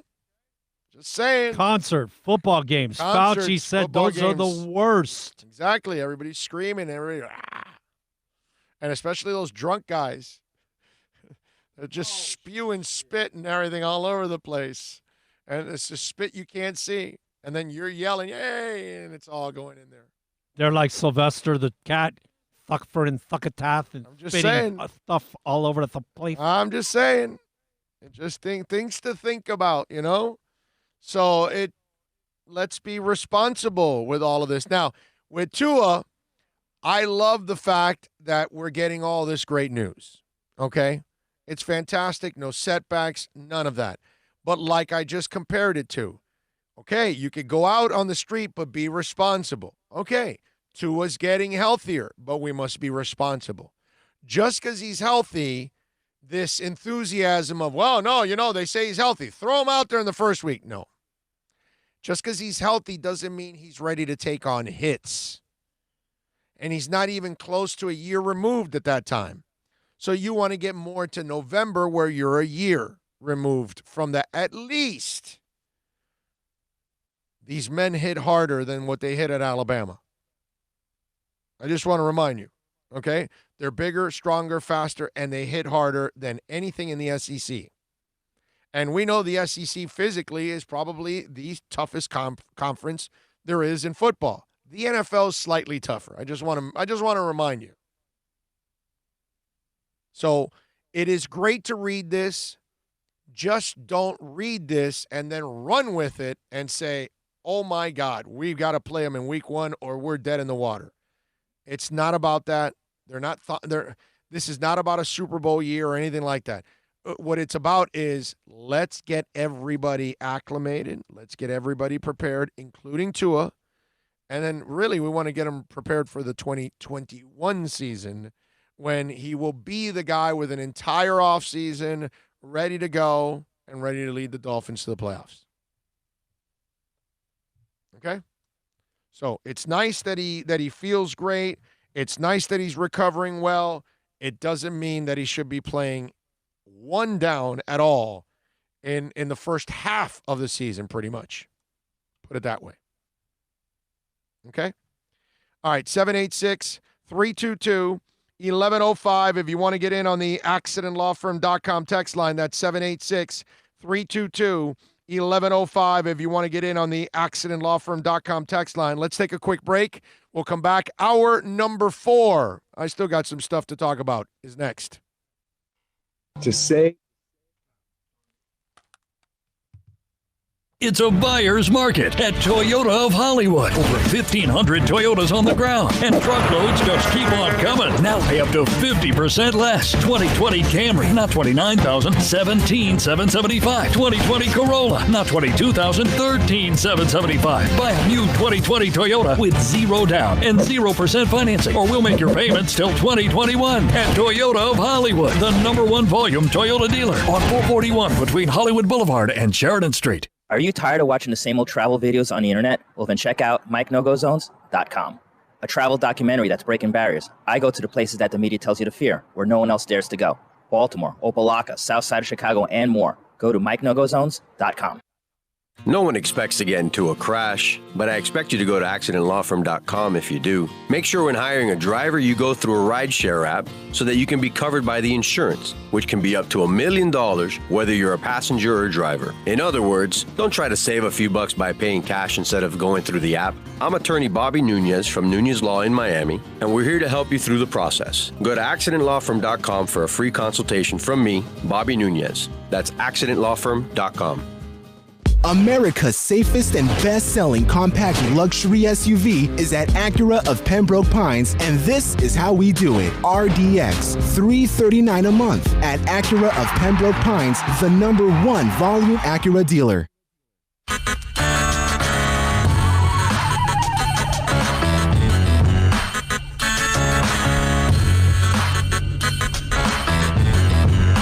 This is the Big O Show. This is the Big O Show. This is the Big O Show.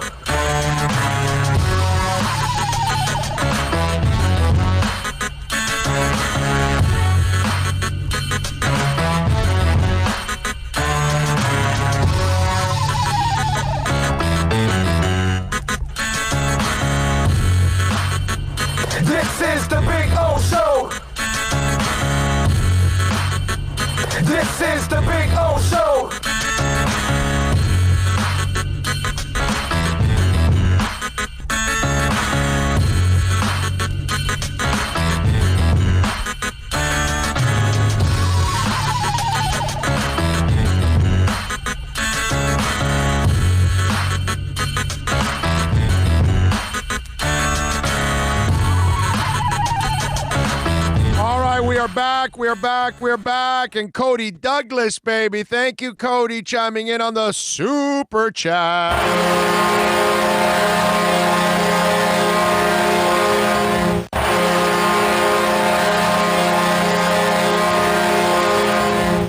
Wow, he does it twice. He follows it up with a sticker and a thumbs up. 2 straight Super Chats. Thank you, Cody Douglas.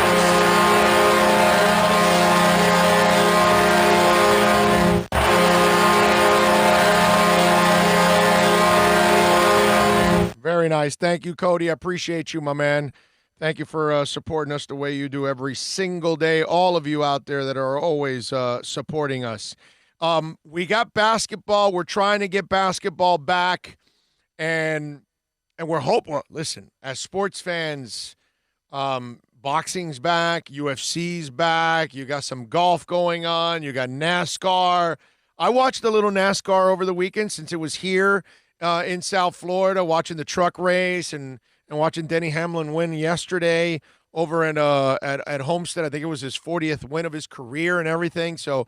I watched a little bit of that, and I normally would watch NASCAR, actually. The one I don't watch really much anymore is Indy. I don't really watch Indy. I used to watch – we used to go to – remember we used to go to Indy races and all that, hang out, and whether it's downtown Grand Prix or whatever. Remember we used to do a lot of Indy, and we stopped. That was the GTP, GTO cars. Right, but it wasn't IndyCar. No, it wasn't IndyCar. IndyCar is the Indianapolis 500, right. And almost like Formula One, open wheel. Right, but we've done those races here in South Florida. Tropical Park. Right, Tropical Park, FIU, yes. Right, or whatever. Yes. Like we used to go to those all the time. I don't know what it was, but I don't know if maybe they used to have characters also back in those days. I know that they had a time at the late 1990s where, money and negotiations. And that's when the cart thing happened. Yes, cart. Right. Yes, exactly. Yes. And that's Indy lost all their made drivers.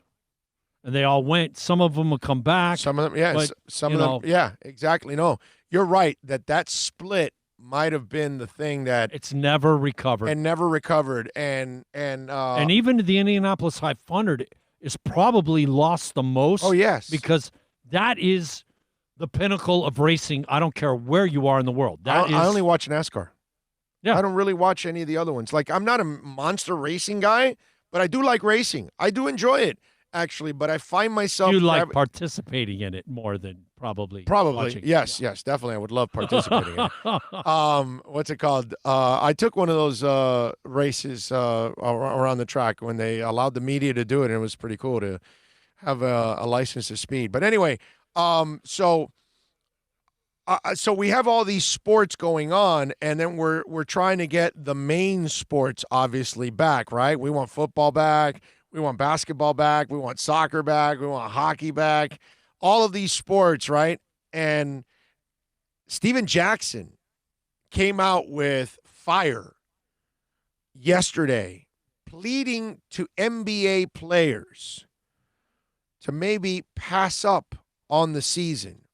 Now, I'm going to play this soundbite for you, but I also want to play this soundbite, and I want to explain that the agenda that Steven Jackson has is not fair to everybody else. Let me explain. Go ahead, play Steven Jackson talking to NBA players. Here's his message. Hey, what up, world?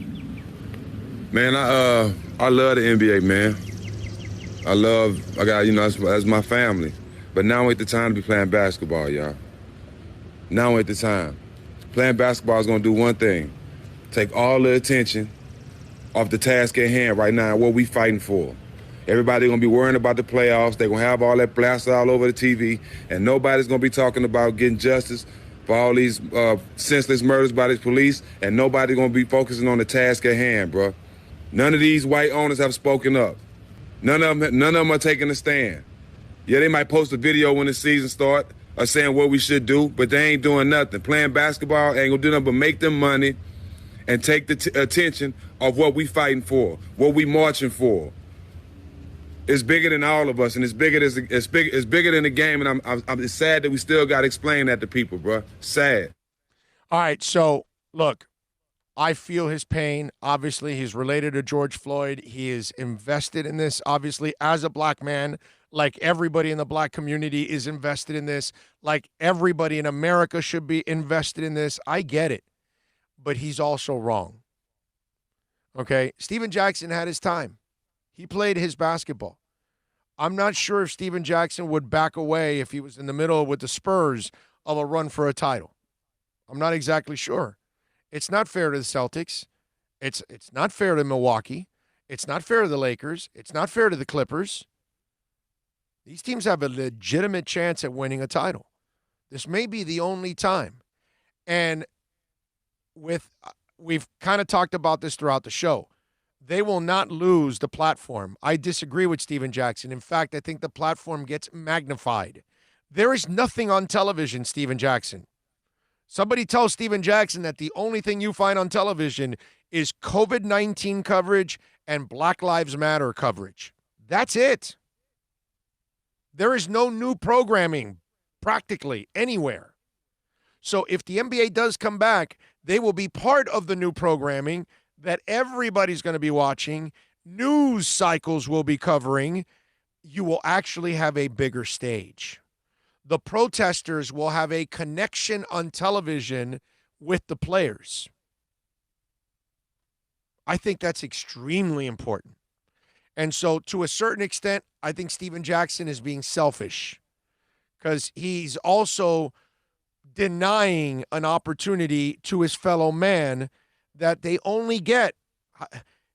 I got to tell you, LeBron James has been a cyborg his entire life. What if it ends this year? What if he becomes injury-riddled for the rest of his career and he never gets another chance at a title? What if Anthony Davis blows out something that he can never recover from and the brow never can come back? What if Kawhi Leonard, it's over for him, or Patrick Beverley, or if Doc Rivers has to retire for a health issue this year and can't coach next year and doesn't have a shot again at a title? Whatever. It doesn't matter. You can come up with the same thing for the Celtics or the Bucks or whatever. What if Giannis is leaving the Bucks and this is their last chance at a title? And Giannis leaves and they never got to play this season, and this might have been the year where they shock everybody and win the title. Selfish. I think it's wrong. And I also think he has a terrible point of view on the stage. I believe they're going to have a great stage when it's all said and done. So I respect Steven Jackson's passion. I stand by him in this fight for social injustice. I want everybody to be treated the same. Men, women, every color, every religion, every sexual orientation, we all strive for the same things. But we also can't get in the way of other people's dreams. Okay? And it may not be dreams, but those looters and those rioters that destroyed the Wendy's, they destroyed the lives of 30, 40, 50 people that are earning a living in that Wendy's. And that's wrong. And so you want to fight the good fight, I got no problem with that. But while you're fighting the good fight, let's not destroy other lives. Let's not destroy innocent lives. I'm seeing the protesters. They're blocking highways. I'm not for that. I'm not for that. What if there's somebody that needs that highway and is in an emergency? I'm not talking about you and me rushing to the corner to go get some food and protesters are getting in our way. That's fine. We can live with that. But what about if there is an emergency? So, the fight that Steven Jackson has to have, it's important. But it's also important that you have that fight while you don't hurt others. For those that were fighting for Rashard Brooks, who was killed, I respect that. I want you to fight for Rashard Brooks. He had no business getting killed the other night. But burning down a Wendy's does not help, because now there are several Americans that are out of work now. And that's not positive. Okay? That there's nothing productive about that. And for Steven Jackson, there's nothing productive about not playing basketball this year. If you can play in a healthy environment, then you can be productive. Very productive for everything, for them personally and professionally and for the cause. But let's not get in people's ways. Let's not stop them from achieving their dreams. I don't think that's right either. And let's not stop people from providing for their families either. That doesn't help us, man. It just doesn't. Okay? And like we said earlier, if you use it right, man, this platform, you could reach a lot of people. Yes. And get serious into the social situation that needs to be changed in our country. No doubt. Tommy Italian, 305 for life, baby. Chiming in on a super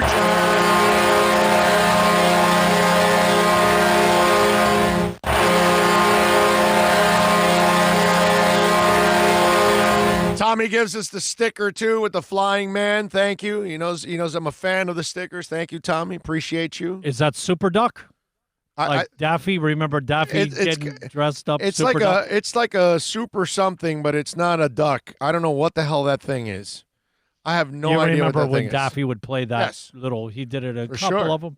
For sure. Ray Grulon, by the way, another super.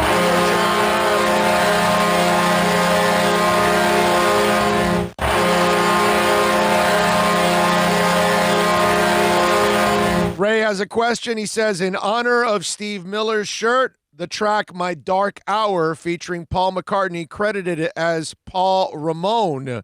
Back vocals, drums, guitar, bass, and guitar. I did not know that. Very cool. That is nice. That shirt, I have not ever worn it. I did wear it once.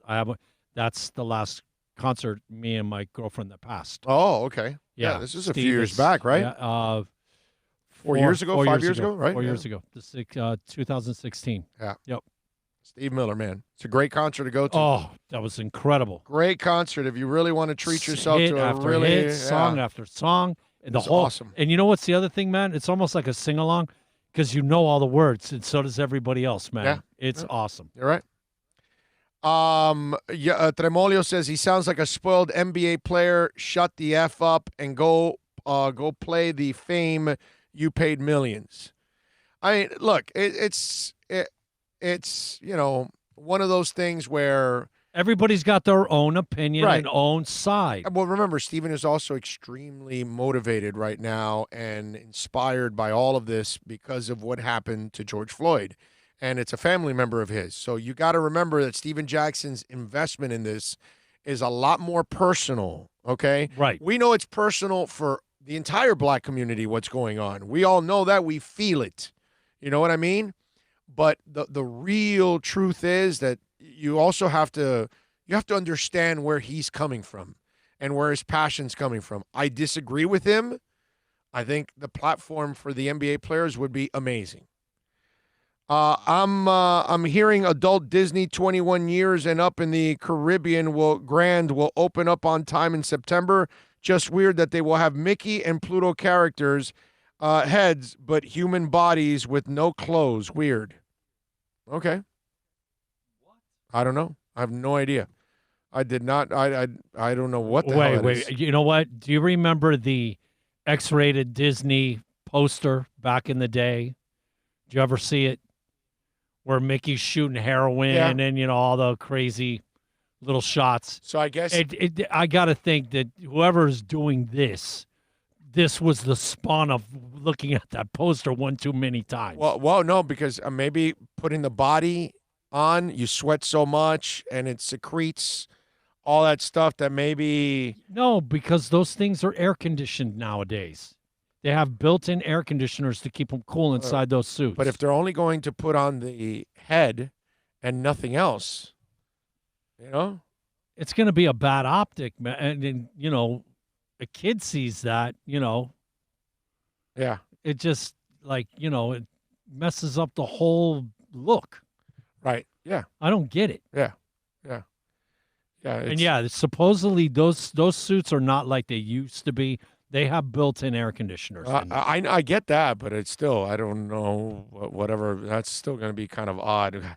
Things change, man.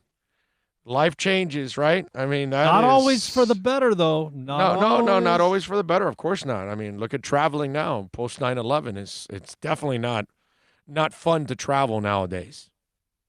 Okay, definitely not travel. I'm hearing adult Disney 21 years and up in the Caribbean.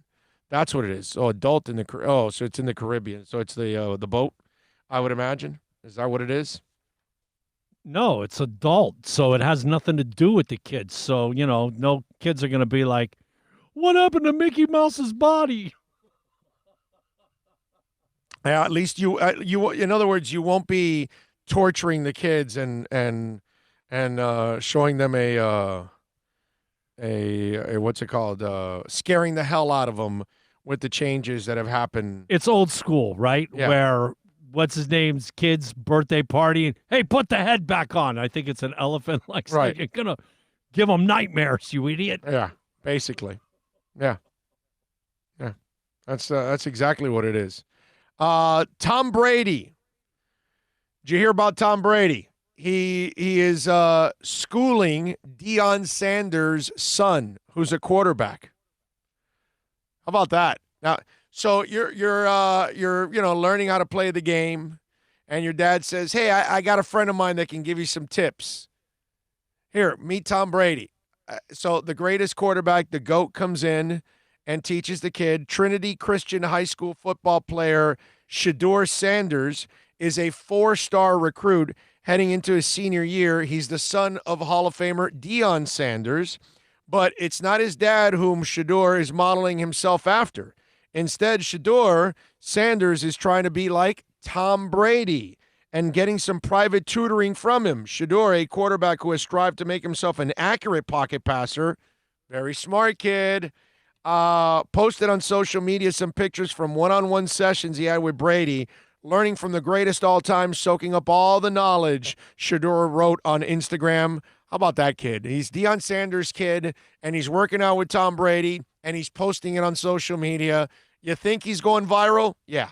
Shedeur has scholarship offers from many of the best football schools in the country, including Florida State, where his dad went to, and Michigan. So Brady, while he's teaching, he's go, okay, all right, Shedeur, I'm going to teach you a couple things, but I'm teaching you this with the thought that you'll play for the khaki man down the line. All right, you're not going to go to FSU, right, Shedeur? So Brady's got to bust the kid's chops and tell him, no, you got to play for Michigan if I'm going to teach you, some pointers here.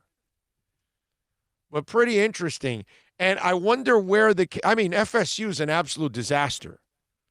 Right now, it's not like Michigan's not a disaster, but they are severe underachievers. Let's just put it that way. What is it now? 8-9 years in a row they have not beaten Ohio State? Yeah, I don't know. It's like 800 years, but yeah, it's been bad. It's really bad. So, but again, maybe he says, I'm the guy to beat Ohio State. You know what I mean? So that's good. FSU, it doesn't look like any one player is going to lift that program right now. The disaster that it is now. Oh, yeah. That's what I'm saying. That's why. So, And that last little scandal ain't going to help. Right. People are going to be bailing out and jumping ship. Exactly. Tom went to Deion's son and said, here, look, there's 10 lessons. Ripped it in half and go, here's the first 5. If you go to Michigan, I got the second 5 for you. I've got 15, 10 commandments, So yeah. One of those type of deals. For those of you that know what the hell I'm talking about. 786-322-1105 if you want to get in on the accidentlawfirm.com text line. Now, we all know that in this fight for social injustice, there's a lot of people that get mistreated, right? And sometimes what happens is people abuse of the situation, they exaggerate the situation, and this happens to be one of them, we all know that there are many people that are being taken advantage of, right? One of them is not Terrell Owens. Terrell Owens is adamant about his systemic racism in the NFL. Yes. In fact, he's so adamant, he says during his time in San Francisco, he points the finger at Steve Mariucci. The 46-year-old Hall of Famer was explaining he believes he was blackballed from the league 9 years ago when he made the bombshell allegation. I could have still been continuing to play, but because I was outspoken, because of who I wasn't allowed the opportunity. Because I was outspoken, because of who I was, because of some of the coaches that said the things behind closed doors and got in the ears of these owners, that's why I really wasn't able to continue with my career. To me, that was systemic racism. I experienced it when I was in San Francisco under Mariucci. I experienced it. Trust me, I experienced it. There's a lot of the media that portray me a certain way to where now even people think I'm this bad person, that I'm a character, I'm selfish, all these things. But at the end of the day, I knew who I was, and I just kept moving forward. T.O., you're an asshole. Do you understand that, bro? No. Okay, T.O., you're an asshole. You're a first-class asshole. You were always a Hall of Fame asshole. You were always that everywhere you went, whether you were putting the football on the cowboy sign doing, of course, classless moves, that was always you. Pointing out that your quarterback might be gay, that was you, dude, okay? You're an asshole. Stop using this as some kind of excuse. Again, it's like Bill.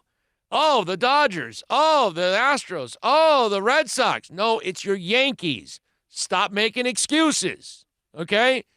You, T.O., you're an asshole. Do you understand that? That's all it is. You obviously don't understand that. You obviously will never understand that because you are 46 years old at this point and you still have yet to look in the mirror and say, wow, I've been an asshole. And I'm sorry that I had to use the language, but it's the only way to describe this asshole. So, T.O., make all the excuses, point all you want. Steve Mariucci, give me a break, dude. Have you seen that guy? Come on. That's a happy-go-lucky coach pretty much with everybody he's ever been with. But you're the guy that is crying about my quarterback, and you're the guy picking on the other quarterback, and you're the guy that's picking on Donovan McNabb. You're the asshole, bro. Okay? You're the guy doing sit-ups on a driveway. You're the asshole, bro. There's no systemic racism, okay? Systemic racism goes on all over life. It does not go on with T.O. It's pretty cut and dry, all right? Aaron Hernandez was allowed to play, and he's a murderer. Aaron Hernandez was allowed to play, and he was a gangster coming out of school. Everybody knew the guy was a total dirtbag. That's why he fell to the fourth round. You think they're blackballing you, dude? The league that says, oh, Ray Rice, oh, he knocked out his wife and spit on her? 2 games. Yeah, bro. Yeah, this is the league that blackballs you. Yeah. Oh, of course. No, yeah. Leonard Little kills a woman, DUI, gets 8 games and is back. 2 years later, DUI again. Yeah, no, but this league is going to blackball you, Terrell Owens. Put it this way. You were such an asshole that they didn't want you over criminals. This is not a league that, if you can play, this league will put up with anything except an asshole. It's amazing. You should add at every turn. Yes. At every turn. Every turn. Every moment. The media portrays me. Dude, you've done portraying yourself, bro. Stop blaming the media. I love these people, always leaning on the media. It's the media. It's the media. How about looking in the mirror? How about looking in the mirror going, man, I got to stop acting like an asshole?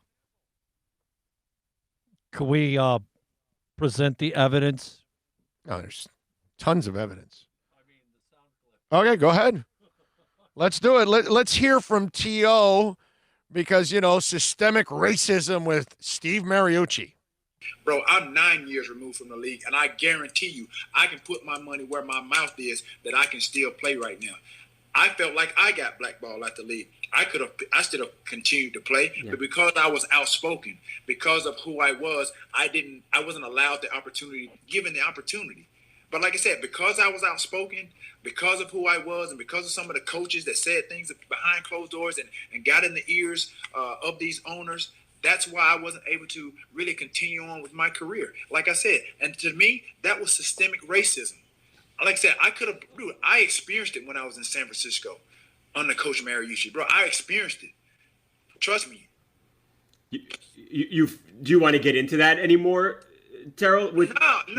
Like I said, I just told you, when I was in San Francisco. Well, you don't want to get into it.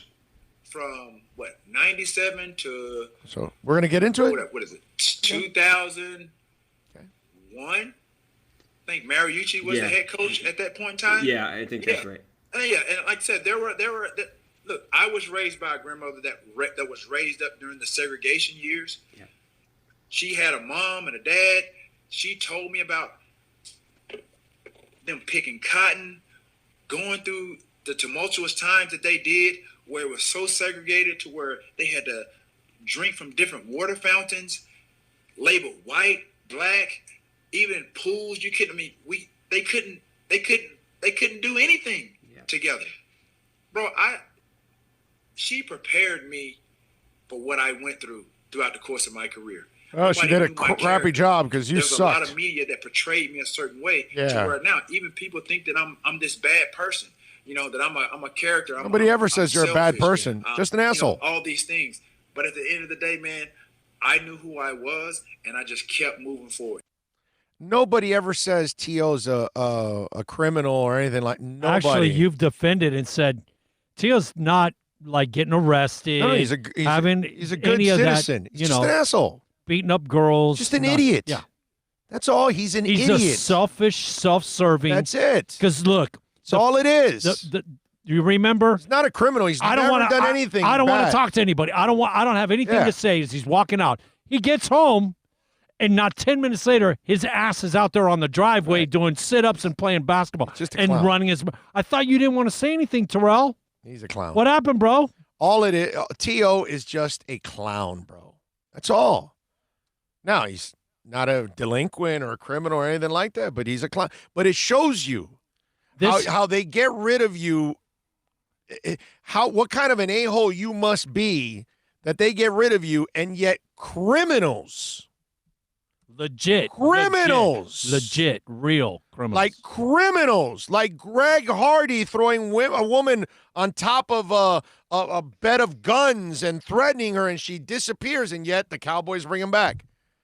And they had, what was the name of that, Brent Jones or something was the name of that defensive lineman that killed his teammate, and then the next week was on the sidelines for the Cowboys because it was a DUI. And then the Cowboys were stupid enough to bring the guy back. Oh, if I remember correctly, it was standing right by Jerry Jones, right? Then they got rid of him right away. They realized, this is a terrible look for us. Yeah, of course it is.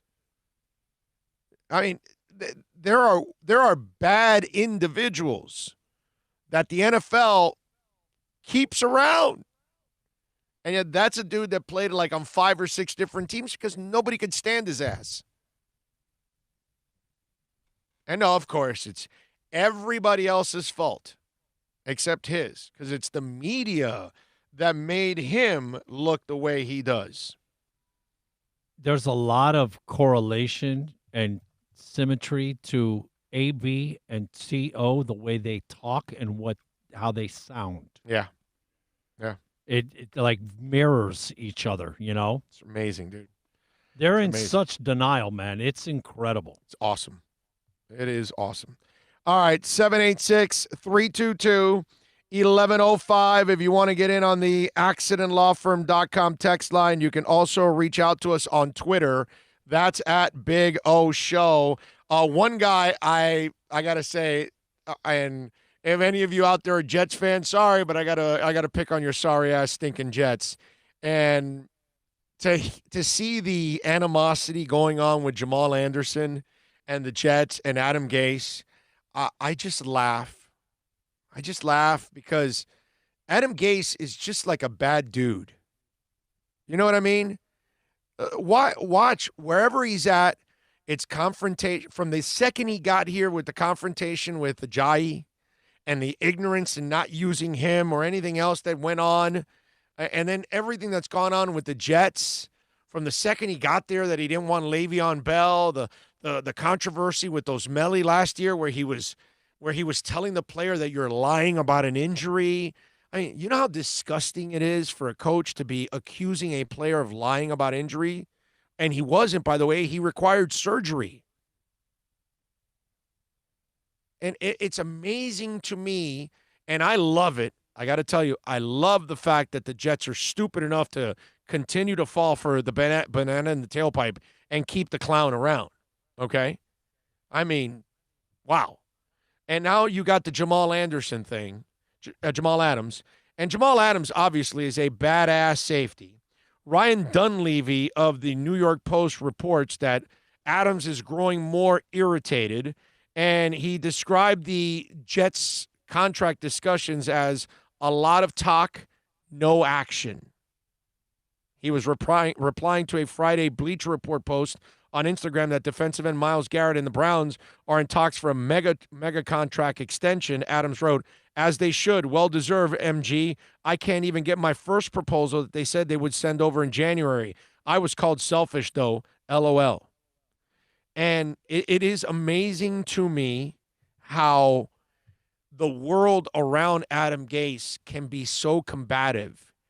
And I know we kind of fell for the Kool-Aid the first year, and then everything really got exposed. And it's a lot like the Tannenbaum situation, except, Tannenbaum is just like incompetent. He's not an evil person. He's just not a good football guy because he's not a football guy. He's an accountant. But yet he makes all the mistakes with the Jets, and our team is stupid enough to hire him. And the Jets were stupid enough to hire a guy that created a terrible environment with the Dolphins, a combative environment with some players. And that's the same thing that is translated with the Jets. I've already given you several examples, and you're about to lose Jamal Adams at one point or another. And I get it that you're trying to get compensation, but if the situation becomes more and more uncomfortable, then your leverage and what you could ask for becomes less. Remember, safeties aren't treated like they're like second to running backs. When do you see people trading for safeties and giving up big picks and giving up all kinds of giant contracts and stuff? Is it the Rams? Yeah. Well, is it the Rams? They haven't even given it to him yet. Yeah, I know, but they did it. They traded for him. I know, but they haven't even given it to him yet. And they're stuck. They're stuck in a terrible position. They're like Tunsil deal. They're same. Yeah, no leverage. But what I'm saying is, this happens to safeties all the time. That they're in contract battles and all that because it's hard for them to justify their salary because teams feel like they're very replaceable. And Jamal Adams is a badass. Don't get me wrong. Now, I like Jamal Adams. I would love him in a Dolphin uniform. Now, that's not. Stop. They're not trading him inside the division. Okay, most of these teams never do that, so stop with the craziness. We've already got a plethora of safeties. I know, and they just drafted the Texas kid, so yeah. Exactly. We're good. I know, but what I'm saying is you'd rather have a lockdown corner than a safety, correct? I always get a few Dolphin fans that want to pick up everybody that's available. Anybody that's on the trade market, they want to trade for everybody. You know what I mean? And it just doesn't fly, okay? I'm just saying I like the player. I just want to say that I respect him as a player, that I think he is a player. You know what I'm saying? But again, it's a position that is behind. It's devalued right under. Right behind the running back. Nothing is devalued like the running back. But the safety spot is after. But to me, it is amazing how a guy like this can just continue to screw everything up, and yet they do nothing about it. And they, these are things that I'm so happy our team has turned the corner and there are better people in place, because this kind of stuff would go on. You know what I mean? Like when they extended Philbin a year, and I'm like, what the hell are you doing? It's like, and I'm ripping the team and tearing to shreds and ripping Ross because it was a stupid-ass move.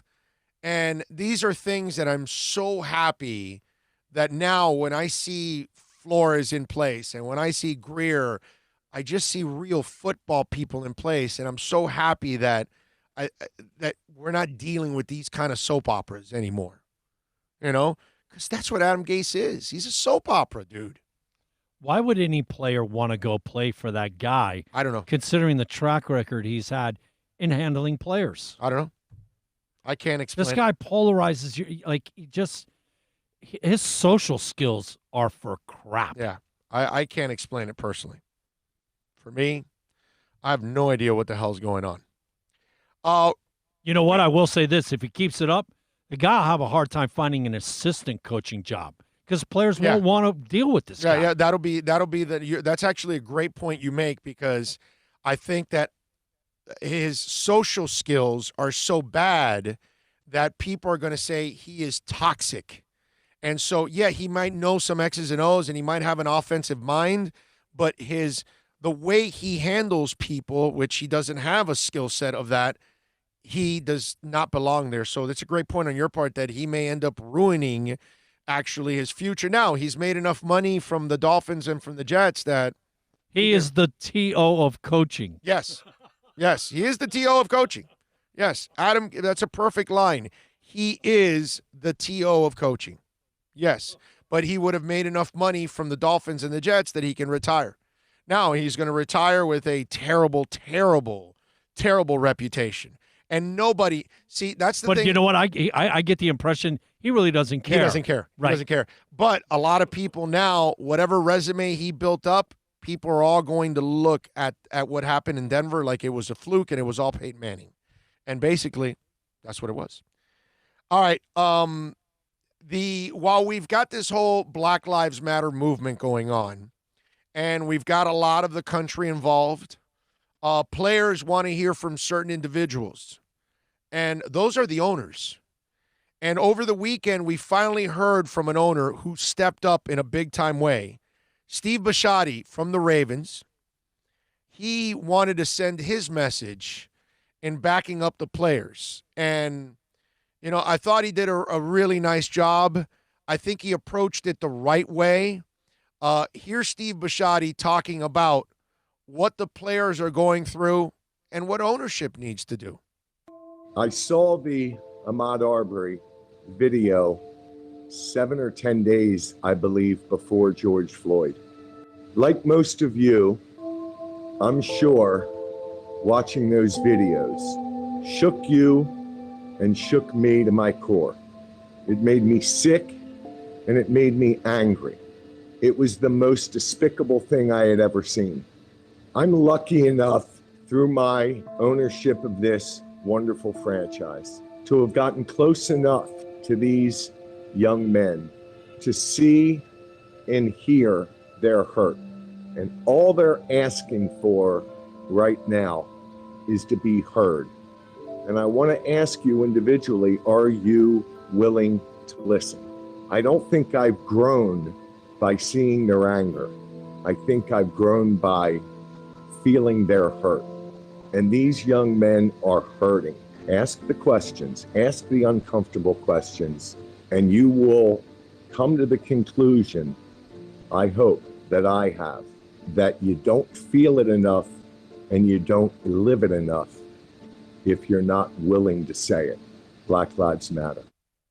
I thought that was strong, and by him talking about not hearing them but feeling their pain, I thought that was huge, and owners need to step up in a big time way.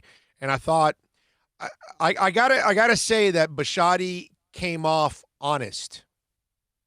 It didn't look like he was just catering to the players and just doing the PR move, which is kind of like when Jerry Jones does it. You know what I'm saying? It just like, I'm not believing anything Jerry Jones says. You know what I'm saying? I know what he's all about and what he's made of. Bisciotti didn't come off that way. When you see that video and you see his face, and I think he wanted to make sure you knew where it was coming from and how it was being delivered. And then he follows up with, I think, another fantastic point in his message on all of this and the fight for social injustice. To say stick to sports is the worst possible thing that you can feel and say. If my players, both white and black, don't speak out about this injustice to their communities, then they're considered sellouts or hypocrites. If I don't defend my players, then I'm the worst kind of hypocrite. Amen. I gotta get that guy won some brownie points from me. I don't know Steve Bisciotti from a hole in the wall. I know him as much as any of you all out there, but I like him a little more today. Okay, after watching that over the weekend, I like that. I like the way he was. Replay that last soundbite again, please. To say stick to sports is the worst possible thing that you can feel and say. If my players, both white and black, don't speak out about this injustice to their communities, then they're considered sellouts or hypocrites. If I don't defend my players, then I'm the worst kind of hypocrite. That's right. That's right. I mean, listen, you want them to sell out for you all the time and sell out for your organization and team and fans and all of that. This is a moment where they need you, and you got to step up for them because they're being taken advantage of. And that line, stick to sports, I get it from people all the time when we roam outside of sports and we have to give our opinions on something. You know what you get stick to sports from, right? Stick to sports comes from the man or the woman that can't handle somebody else's opinion that's different. And because it's not the same opinion you have, then they don't want you to comment on anything outside of sports. Okay? And then I think you also get to stick to sports when there is a bias involved. Some kind of bias. Political, racial, sexual, whatever it is that you're discussing about. You know what I mean? That's usually where you get the stick to sports thing. And it's an insensitive way of looking at it. It might be also a racist way of looking at it because you could be exposing what you are at the same time because you don't want to hear about race because in your eyes, there's no problem with it. You like it the way it is. It's just fine. And if you think it's just fine that people get shot in the back and that they are choked out to death, then I'm sorry. You're living in a world that I don't want to be a part of. And I give Steve Bisciotti a lot of credit for stepping up and backing his players like he should. Okay? Like he should. It's what he's supposed to do. All right. We do want to remind you that Craig Zinn's Acura of Pembroke Pines, the finest Acura dealership on the planet, I should know. We've purchased 3 cars there over the years, buying or leasing. My wife and my daughter both drive an RDX, folks. Right now, great deals going on, 2020 models. They're going to give you 90 days, no payments, buying or leasing to help you in this difficult transition. First responders and military veterans, $750 off. If you're a graduate, $500 off, folks. Get on down there. The MDX is $409. The RDX $379. Only $29.99. Do it signing plus tax tag and registration, folks. Tell them that Big O sent you, and I promise you they'll take care of you at Craig Zinn's Acura of Pembroke Pines. And Julius 305, yes.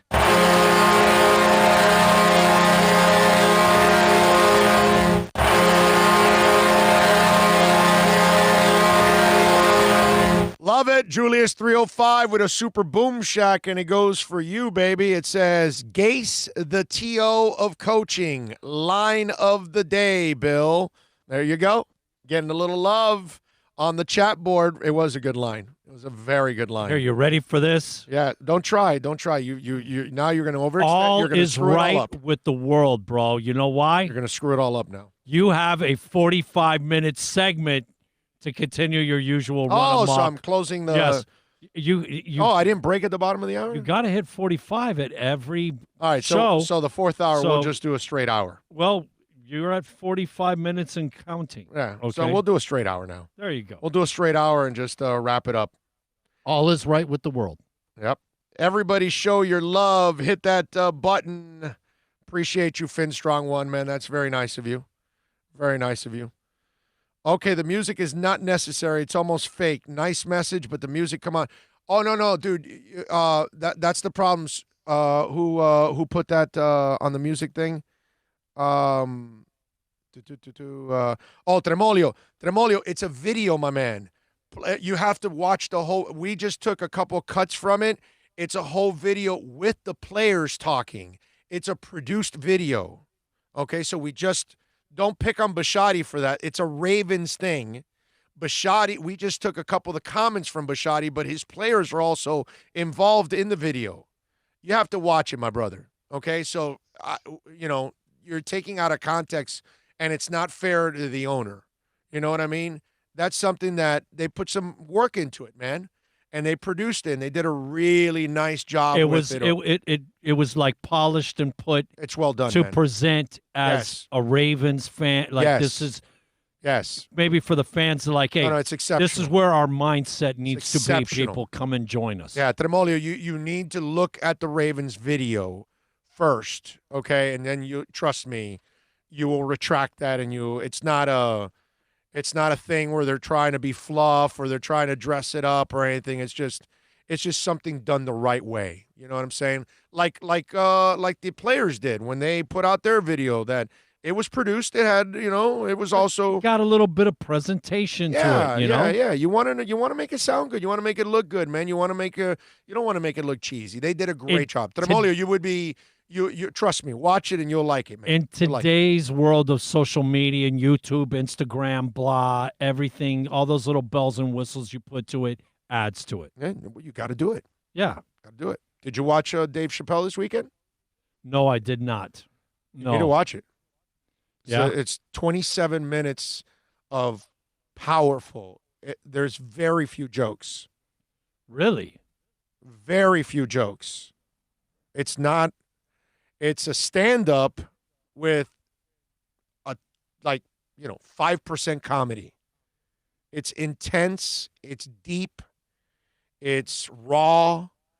Chappelle has done some of the funniest segments I've ever seen, man. But he's the kind of badass that can just he dropped this video on Thursday night, I think it was, or something like that, or Friday night, or Friday, I forgot. I didn't see it until after the show, and I watched it a couple times this weekend, and I'm telling you, you got to watch it, bro. He's fortunate enough that he's gotten enough money and whatnot to be able to tell the production company and the network and everything like that, like, hey, Netflix, kiss my. Oh yeah. Sorry. Well, because he's honest. Right. Exactly. He's brutally honest. And I know I love that. But I'm telling you, it was deep. It was moving. When he's talking about the 846. That his knee was on, that was the date, that was the time he was born. Okay. Yeah. Wow.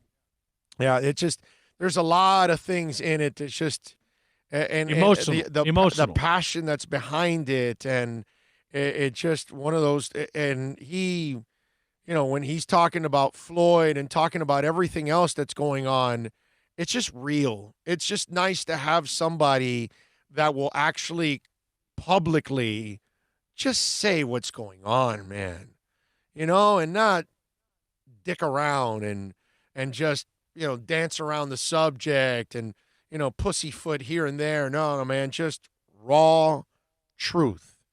And that's what you got from Chappelle this weekend. If you have not seen, it's everywhere. YouTube, whatever, just, pull up Chappelle 826, right? 826 or 846, I'm sorry. You said 846. It's 846. Just pull it up and you'll see it everywhere. Okay? I mean, it's amazing. It's really, really good stuff, and it's as moving as it gets. And the way he tells these stories too. Julius 305 says must watch. It is. It's a must watch. You should. He never talks about racism ever. First time ever. Yeah. No, you never see him this serious. You know what I mean? This intense, this emotional, You could tell because he's fiddling with the book that he has with his notes. And he doesn't want to get caught up in the emotion, and he wants to keep the performance going, and he wants to kind of do it all, organized the way he probably had his thoughts in the book. And he has to go back and forth always unwrapping it and reading it and then putting it back in his hands. And it's one of those, you can tell that there was a lot of internal pressure for him to get this message out the right way. You know what I mean? And it was really cool. Super Boom Shack says, I've worked for Biscotti for 20 years, and he's very generous. All right. Has Ross spoken recently about race, or is he scared he's been called out for being a hypocrite? Troy, where are you coming from, dude? What are you talking about? Has Ross spoken recently about race, or is he scared he'd be called out for being a hypocrite? Troy, what, dude? Are you smoking weed or something? Are you on some dope or something? Guys, handing out 1,000 meals every day. Let me explain something to Troy Ortiz there, my brother, on why you are wrong. You should apologize to Ross. You need to retract that statement. Let me explain something to you, my man. The NFL players need to hear from the owners, except Ross. Okay? Ross is the one that started the RISE program, dude. He's the one that's been fighting social injustice with his programs. He's the guy that hired a black general manager who hired a black head coach. Okay? If anyone in the NFL can stay quiet, is Stephen Ross. Because Stephen Ross's actions are way louder than his words. Did you watch Chappelle? You watch when Chappelle was slamming Don Brown and making fun of him on CNN? That Don Brown's going, where's Chappelle? And Chappelle's going, I don't need to talk. The streets are doing the talking for all of us. Nobody wants to hear from any celebrities. Remember when Chappelle said that? And he was right. Nobody wants to hear from celebrities. You want to hear from the streets. The streets are talking. Let the streets do the talking. He was talking about that. Stephen Ross doesn't need to talk, Troy Ortiz. My brother, that you are so wrong on this. Nobody. There's only one guy in the NFL owners that is ahead of everybody else on social injustice. That's Stephen Ross. That's the guy. That's the guy that after the Bullygate and all that, he came up with the RISE program. This is the guy that right now is giving out 1,000 meals a day for the next 3 years. This is the guy that before now it becomes vogue to hire a black head coach and a black general manager. It wasn't vogue for him. He hired him because he wanted him. Wow, Troy, way to get me freaking pumped up, dude. That Stephen Ross, we have to be super proud of Stephen Ross. He's the only owner that black players should say, yo, you all need to follow his lead. That's the guy. We don't need to shame you into hiring us. Why don't you go look at Stephen Ross? Nobody shamed him into hiring anything. Nobody shamed him into creating the RISE program. Troy Ortiz, my brother, you got a dolphin logo on your thing. So now he goes, Ross supports Trump. There you go. Nice Trump move. So now you're going to, bro, let me explain something to you, Troy. Everybody that's in that tax bracket votes for Trump. Whether they like Trump or not, whether they believe in his policies or not, but if you're a billionaire, you got to vote for Trump. You have no choice. So, I'm sorry. Hey, listen, one of my best friends is a Trump guy. I guess, Troy, you're the kind of guy that I guess because somebody likes Trump, you can't deal with them. That's not who I am, man. We can agree and disagree. We can move on. That's fine. I'm going to still love you the same. He's still one of my best friends. Okay? Doesn't matter, bro. Doesn't matter what you vote for. Guess what? If you've been long enough in this world, you're going to vote for a bunch of bad candidates. Okay? Republican, Democrat, whatever, bro. You can't get butthurt about that. Stephen Ross is a great man, and he is nothing like Donald Trump. Now, that he's rich and he votes for Trump, wow, I'm shocked. I'm shocked a ton of people in the tax bracket are going, yeah, I got to vote for that guy because I know I'm going to get more money and I'm going to get every break in the book.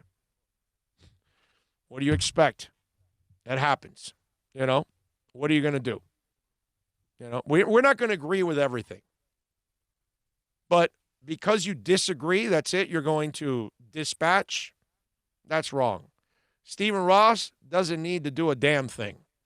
So, Troy, you can use the diversion of Trump, but you were dead wrong about this. Okay? You're dead wrong about Stephen Ross. He's the only guy that doesn't need to talk right now. Steve Bisciotti needed to talk. Okay? All these other guys, Robert Kraft, he needs to talk. Jerry Jones, well, that'll be a joke, but he needs to talk. It'll just be hot air, man. Yeah. Big O, you have your hand on the pulse of everything. Salute. Thank you, sir. Dougie Fresh. Oh, I attended school in D.C. part of the year. Chappelle is a legend there with many incidents of him hanging with people and interacting. He's a real dude. That's what makes him so funny. Yeah. And the real dude part, Dougie Fresh, is the part we all connect with. As long as you can handle the honesty. Oh, crap. Troy Dunn fudged it. David K. says, Ross funded RISE. He has the only black American GM and head coach. Morons on this line. Welp, Big O is going in. Yep. Yeah, I mean, to pick on Ross is ridiculous. It just is. Stephen Ross is, dude, he's a stud, bro. Troy Ortiz, you got your ass ripped apart. Chat board loves it. Super Boom Shack says, I have Quaaludes for all you angry people. I have voted for both GOP and Dem. Both have had plenty of crap prez over the last 50 years. I'm with you, David K. I voted for both too, bro. You and I aren't party zombies that we only got to vote for Republicans. Oh, we only got to vote for Democrats. It's crazy stuff, man. I'm with you, man. It's just what I laugh is when one party thinks they've got it all right. That's the part I love. I just love about that. It's like, okay, yeah, you guys really have figured it out.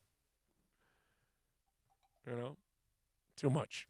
All right, 786-322-1105. That's 786-322-1105. If you want to get in on the accidentlawfirm.com text line, you can also reach out to me on Twitter at Big O Show. I just find it weird that you would, pick on Stephen Ross at a time like this when he's an absolute freaking stud and has done everything right. And like I've said already in the show that he should be used as an example of how to do things the right way. Okay? In today's world. Man. Should we wrap it up here? Is 4 hours enough? It is over 4 hours, and you have done a complete hour to finish the show. All right. We just kicked it. We're 1 hour and 1 second consecutive segment. Hey, before I let you go, it's a great story. Did you see what Barbara Streisand did? No, I did not. It's freaking awesome. Barbara Streisand gave George Floyd's young daughter a gift worth the weight in gold, especially long-term, in the forms of stock to a behemoth company called Disney. 6-year-old Gianna Floyd posted about the nice gesture on her personal IG account saying, "Thank you, Barbara Streisand, for my package. I am now a Disney stockholder thanks to you." She also threw in a few photos of the official Disney stock certificates. Now, it's unclear how many shares Barbara gave the kid, but considering she's loaded and went out of her way for Gigi, something tells us she must have given her something very generous. Disney shares go about $115 a pop right now. The mouse has been put on ice in the wake of the pandemic. Wall Street history shows it's a fairly solid company to invest over time. People usually make their money back with Mickey and Company. There you go. So, the kindness, by the way, and outpouring for Gianna has continued. She's already been offered a full ride to Texas Southern University in Houston. Kanye set up a college fund for her. On top of that, she got a GoFundMe page set up on it, and it's raised over $2 million to date. She's set. She's set. Pretty cool. Pretty cool. That is awesome. Now, Barbara, by the way, also gave her some records. So I'm just wondering, will she get into Babs' music? I don't know. Young people, it's like, she's really young. So maybe you can brainwash her now at this point. But it's like, seriously, think about it. Like, Gianna's only 6. But, if she's 13 or 16, I don't see today's 13 and 16-year-olds listening to She's got a voice, Streisand. man. She's got a great voice. No, she's an got one of all-time the voice. greatest voices of all time. It's not even up for argument how great that voice that's is. Here for me, one of my all-time favorites, 2 of them, Louis B. Right. And Nat King Cole. Yeah, those 2 voices. But again, but Barbara's like a that. different It's era. but we grew up in a different time. I'm just saying, today's kids to be listening to something, that music that's if old. today's kids can't appreciate those voices, you got a problem. Yeah, you got a problem. Listen, once you Sorry. hear her voice, it has to freak you out. Like, wow, that thing is, is that real? Because her voice is just magical. No, it's Memorex. Yeah. So, congratulations to Babs. That was and that was Disney nice. stock, usually what it does is it'll split. It'll go up. And it'll go, and then 5, 6, 7, 8 years later, it splits again. goes up. And it splits again. You end up with one piece of stock that's 8 splits, and it's worth, more than what you got. So it's like 9 times. Yeah. For those of you, by the way, Metallica Monday. Today, Melbourne, Australia concert in 2013 on March 1st. And it'll go off today at 8 p.m. Eastern on their YouTube and Facebook. Remember, if you don't catch it live at 8 o'clock, you can then come back and get it on demand. So they don't rip it off the website right away. They leave it there for a couple of days. So just in case, if you're not able to watch it right away, you probably have a day or two to watch it, and then they'll pull it. But you will be able to get it on demand after 8 o'clock tonight. David K. says Kanye West paid the entire college education for Floyd's daughter. Yes. Yeah, that's nice, man. That's nice. So it's cool. All right. I got to give some props to my nephew. He's done protest marches in Dade, Broward, and Palm Beach. God bless all those young people, man. Man, you went all the way up to West Palm. He's like, yeah, a group of us, was like, let's go. God bless all the young people that have been able to do that. I told him, bro. I said, you and me would have been out there, but no, it can't risk. Can't do it, bro. Can't do it. Won't do it. Can't do it. Let me give a little love, of course, to our super chatters always chiming in. Omar Lopez, DraftKings, FanDuel, GPP Central, Cookie Vice, Alex Diaz, Finn9113, Cody Douglas chimed in twice. Tommy Italian 305 for life, as always, kicking that ass. Ray Grulon. Ray, thank you as always, my man. Appreciate you. That is very nice. Julius 305. And there always seems to be some super chats coming in right when we're closing. And Dougie Fresh.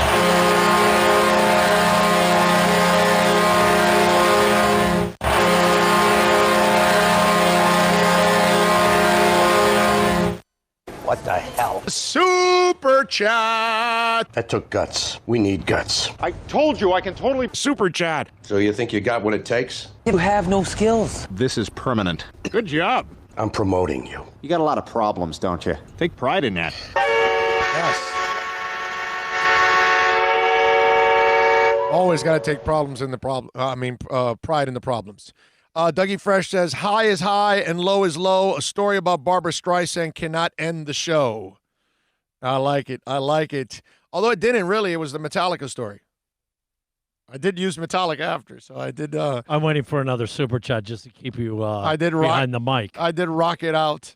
Rosendo says, God bless the USA. God bless the doctors, nurses, first responders, teachers, firefighters, and police officers. Rosendo, that is an excellent text there, my friend. Thank you. Super Boom Shack says, love to all the super clappers. Thank you, thank you, thank you. Alexa V says, we love you. Oh, thank you. We love you. Thank you, Alexa and Josh, for coming by on Friday. Thank you, guys. Yes, that was awesome.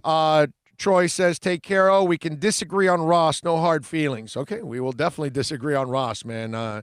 I got to give Ross a lot of love. Hey, remember Wednesday. He is the example of he is the guy, man. Oh, yeah. He's should be the trendsetter, hopefully. Yes. Ross is the man. Should be the man in the NFL. Wednesday will be at VSS West Pines, 12397 Pembroke Road. So if you want to come on by, noon to 3. Remember, when we're out there, we go on 1 hour later and stay 1 hour later too. And then a Thursday will be at Toyota of Hollywood, 1841 North State Road 7, right off of the Turnpike there. And Friday, it's the double dipping from now on. Friday, 9 to 11 in the morning at Craig's Inn Acura, okay? And then Friday afternoon, 1 to 4 at Hialeah Park. And we'll be at the Champions Simulcast Center, actually, because of the Breeders' Cup. It's Breeders, right? Breeders. Well, no, Belmont. It's Belmont. the Belmont. So the Belmont shortened, right? Shortened this year. So the Belmont, and so we'll be out over at the Champions Simulcast Center. You can come on by, bet on the Belmont, say hi, all that good stuff. Would love to meet you. So 4 different opportunities to catch up with us. 4 fun-filled field trips in 3 days. That's right. Coming up Wednesday, Thursday, and Friday. So thanks to all of you out there for tuning in as always. The Super Chatters as always. We love Steve Kyler from Basketball Insiders. Bill and Philippe as always getting it done on the audio and video side. We will see you tomorrow. Same time, same place, same bat channel. Have a fantastic one. Everybody stay safe. We'll see you tomorrow.